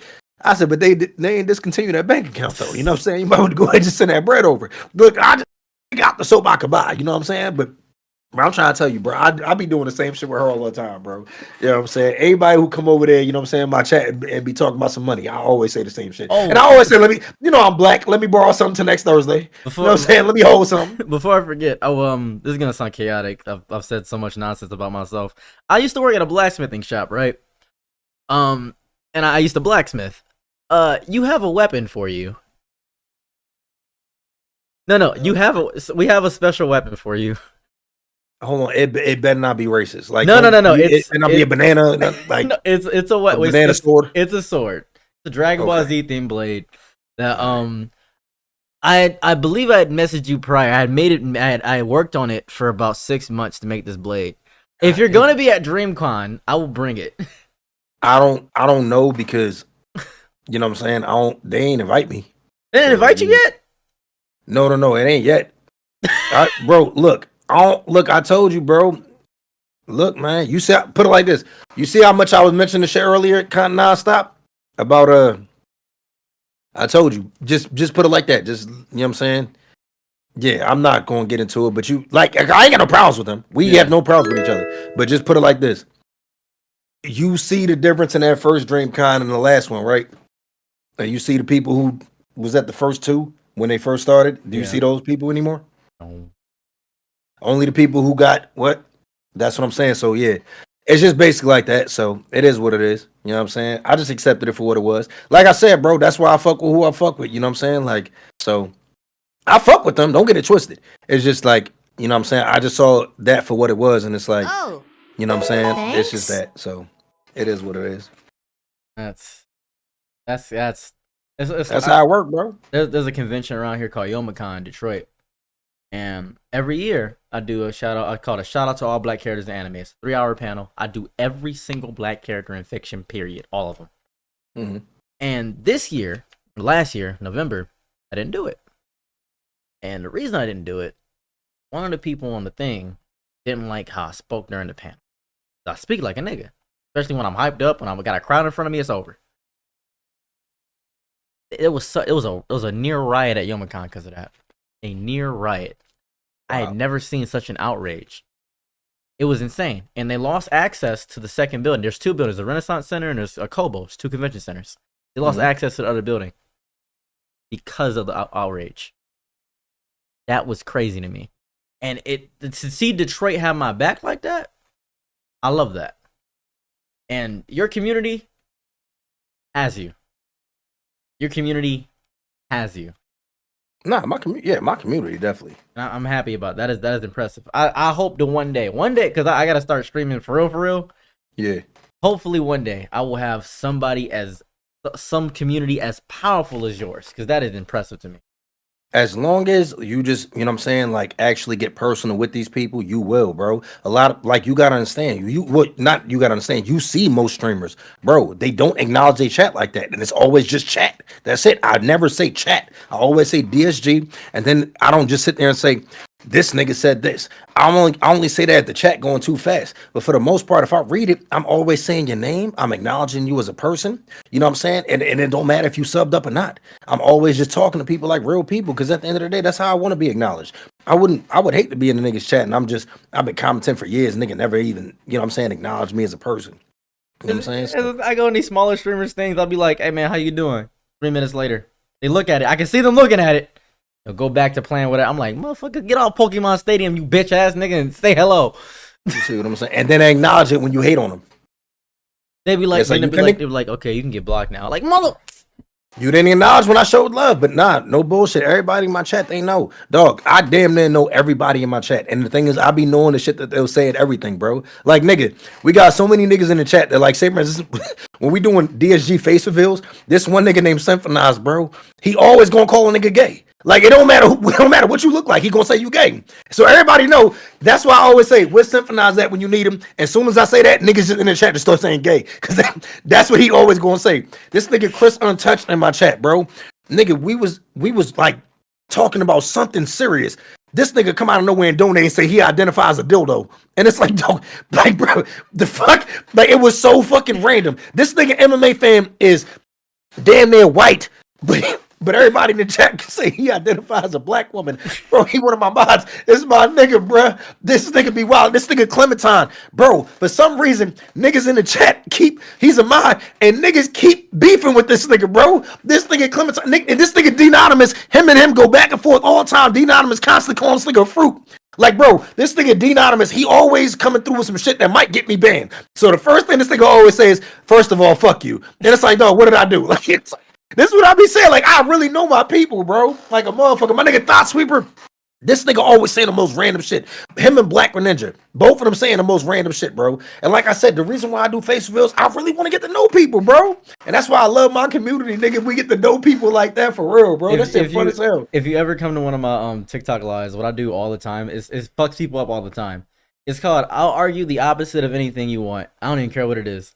And I will somebody will come and be like, well, I'm monogamous, and I'll be like, well, polyamory is good because the economy's in shambles and inflation is crazy, and they'll be like, ah, fuck, this nigga spitting, and then another nigga will come in and be like, well, I'm polyamorous. Why would you do that? Why would you want to damage the sanctity? And I'll go nuts. I love doing that shit, and niggas be like, go ahead. Go ahead. I'm sorry. No, go ahead. I'm sorry. and niggas love being like, man, this nigga can argue anything. This nigga could lead a nation to a volcano. And I'm like, I will lead a nation to a volcano. Watch me. You just gotta let me get there. You give me some power, it's over. Yeah. If I'm not mistaken, aren't those called TikTok battles? No, not with other creators. With my chat. No, that's what I'm saying. I didn't think about creators. I like, bro. See, that's how you know damn well I never think about like doing anything with other nigga. Even when I thought about this shit, I was like, yo, DSG, I'm gonna go live on TikTok and I'm gonna cook y'all niggas. Y'all niggas get battle me, whatever y'all want to do, like rap battle, cook me, whatever. That's what I thought. Just doing the shit with my community. Oh, no, you get banned. You think I would get banned, bro? I think you would get banned because you gotta. On TikTok, I have to tone down so on YouTube, I can be like, man, fuck these niggas. I can do that immediately. If I say fuck these niggas on TikTok, we're gonna give you an hour suspension. They do it immediately too. I'm like, what the fuck? I mean, mad as hell. Yeah, you get banned if TikTok is a good bag. It's a great bag to get. TikTok is a great bag, but Jesus fucking Christ, is it difficult? If you would do great if you use clips. If you use clips, you would do crazy. Make sure it's like 2 minutes. Your clips would go sicko mode, like a reaction clip where you just talking, that would go sick. See, the only problem that I have is like whenever I'm done streaming, I don't really like going through my whole stream to find random clips. So I be trying to tell niggas to send me the clips because it's like certain things that be funny as hell in the streams, and it's like it's short and it's good enough for TikTok. But that's my only problem, and I'm like trying to find, you know what I'm saying? Like I don't care if somebody else does it on their own TikTok. Like, bruh. If they making the money, it is what it is. It don't matter to me. Just as long as the exposure is getting there to add more people onto the streams. You feel me? I just want to build the community. Here's what I'd imagine would be the best solution. Download OBS Vertical, and whenever you think something intense is about to happen, or you feel that flow, that mania flow, like download OBS Vertical. OBS Vertical is a little app on the side, right? It automatically converts anything you do on your stream into camera mode, like into phone mode. I use that shit. It helped me blow up so fast. These motherfuckers were like, "Yep, this camera quality is amazing." Because I got a Sony A7 IV. This is a great camera. Motherfuckers were so excited when I got this. Yeah, your quality. I was gonna ask you earlier what camera you use because I'm using a Sony A6000. Yeah, I like it because like you know what I'm saying it's good quality, but you can clearly tell you know what I'm saying the difference in our quality. The details on you is crazy. You know it's a basic lens. Sony A7 IV. I got it because I scammed a sponsor deal. Yo, you ain't gotta say that. Like, but no, it's fine. They know publicly. They know now. They don't care. They don't care anymore. The person who got me the deal said, "You got me." I got a message on Gmail. It was a TikTok video about it. Had 1 million views. It was like it's just a guy saying, "You got me." I was like, "Wow." And you. This nigga celebrated? Yo, what the fuck? Bro, that's fucked up. That's not fucked up. God damn, nigga. Bro, and y'all see this? Y'all would think I'm the nigga that's doing this. Bro, what the fuck? Nigga, if you looked at us, you would be like, yo, he's definitely the nigga that was scammed. The fuck out of here. We nigga said we got Freaky Friday. It's crazy. But crazy, bro. No bullshit, bro. What the fuck, man? Dog, nigga, that's crazy. I really have lived like a much less dangerous and less criminal life than you would. Look at this nigga, man. The fuck, bro. Everybody would swear I'm the fucking felon and criminal and shit, man. I'm like, it's crazy because like my brother looks like such a gig my brother's never been in a gang before. He just fights everybody in gangs. Like all the Bloods and Crips hate him. Like they despise him so deeply because he just go around fighting them. He just beats ass. Me, I've chose a side. This motherfucker was like, I gotta fight you every day now. I'm like, I'm sorry, I gotta fight you every day. I'll wake up, he be over me. He dump walnuts on my head, be like, boom. Oh, let's go. I'm like, where'd you get those walnuts? He said, my girl work at a walnut factory. I'm like, what the fuck kind of shit? Didn't make any sense to me. Dog, I only got. Luckily enough for me, I only got punched by my brother one time. He's my older brother. This nigga punched me one time because like he don't look when me. You clearly say I joke, right? I've done this my whole life, and I ain't gonna lie. I don't hesitate to talk about a nigga mom, grandma, whatever. So this nigga, we got the same mom, but I always would say your mom. This nigga, bro. So one time this nigga said something to me. I said, "Nigga, with your ugly ass mother." This nigga punched me right here, bro. Knocked all the wind out me, bro. I said, "With your ugly ass mother." This nigga punched me in my shit. I was like, fell on the floor and shit like that. Luckily enough, I only got hit one time by that nigga, bro. Dude, But yeah, man. my false ribs are gone. My lower ribs are gone. Oh, my from the brother, cancer? my brother Oh, punched oh, the shit out of me. He broke my wow. my lower ribs. I was like, all right, fine. I remember Man. when that happened too. I felt it. I was like, well, Mhm. something hurt. That shit was insane. God damn, bro. But with that being said, Yeah. Daquan Wiltshire, the greatest godfather of anime, the hero, the legend, the myth. Thank you so much. I thought you said Godfather because you trying to say I'm old. No, you're like Everybody always say I'm old. no. It's like you're like the uncle that comes in and it's like, hey, put this on. And you put on like Samurai Champloo or Cowboy Bebop, and then you'll be like, yeah, watch this little young buck, and you pat his back. That's you. I try to get. I got my daughter watching Death Note right now. I try to get her to watch Dragon Ball Z. My son, I forced him to watch it. This nigga hated me, bro. My son, this nigga, I'm trying to get him to watch Dragon Ball Z. He was like, "What about Dragon Ball Super?" I said, "Nigga, shut the fuck up, bro. We watching this because he didn't like that shit. He wanted to start off with Super because he wanted to see Frieza and shit." I said, "Nigga, you gotta get to that. Fuck is wrong with you, bro? You don't realize the journey I have to take you on, my nigga." But he didn't want to watch the Raditz and all the other shit. He didn't want to watch that shit. I'm like, nah, you gonna watch the Saiyan Saga, nigga. Fuck is you talking about, bro? That shit's powerful. daughter- It's like it's so good. Me and my daughter, her favorite anime right now is Dr. Stone. That's just hard. That's just hard. That's I'm just glad good. that she likes that. I was like, wow, out of every anime you like Dr. Stone? That's good. You know what I'm saying? And she don't like Death Note too much, but it's like I don't care. That's one of my Well, favorites. like, So how old she is she? don't Like 9? She 8, you know what I'm saying? She about to be 9. But it is what it is, nigga. You know what I'm saying? Fuck she talking about shit. The only thing I don't like is because I got one and she'd be like, yo, can I write somebody's name? And then it's like, no, you're not writing anybody's name in this goddamn Death Note. And it's like, yo, No, picture this, right? You'd be like, hey, like a 6-year-old, you watching Baki the Grappler. Motherfucker, what? nigga, Baki. Nah, the thing is, no, I can't let them watch Baki, obviously. You know what I'm saying? But yeah, nigga, not with that sex shit and everything like that. But the crazy thing is, just imagine this, right? Just imagine I come down here one day, my daughter wrote my name in here. You know what I'm saying? Like, right now, I looked at, like, nigga, one time we were streaming, right? This nigga said, yo, he asked me for advice. And yo, Kaylon, what did you say, bro? This nigga said something. He was like, yo, I asked you for advice. And then you said something to me. And then you wrote my name in the Death Note. And I said, nigga, no, the hell I didn't. And then I checked the Death Note. This nigga name is right there, bro. DSG Kalon. I said, dog, what the fuck? When I saw this shit, but no, it's the context behind it. Cause like he said something like, I don't know if he was like fighting like suicidal thoughts or something like that. And then like, bro, I forgot what it was. It was something like that, along the lines of that. And then he was like, "Did you wrote my name in the Death Note?" And I was like, "No, you're lying, bro. There's no way in the hell I did that." And I checked the Death Note. And I was like, "Damn, bro, I'm that fucked up. I did not." Yo, y'all remember that shit?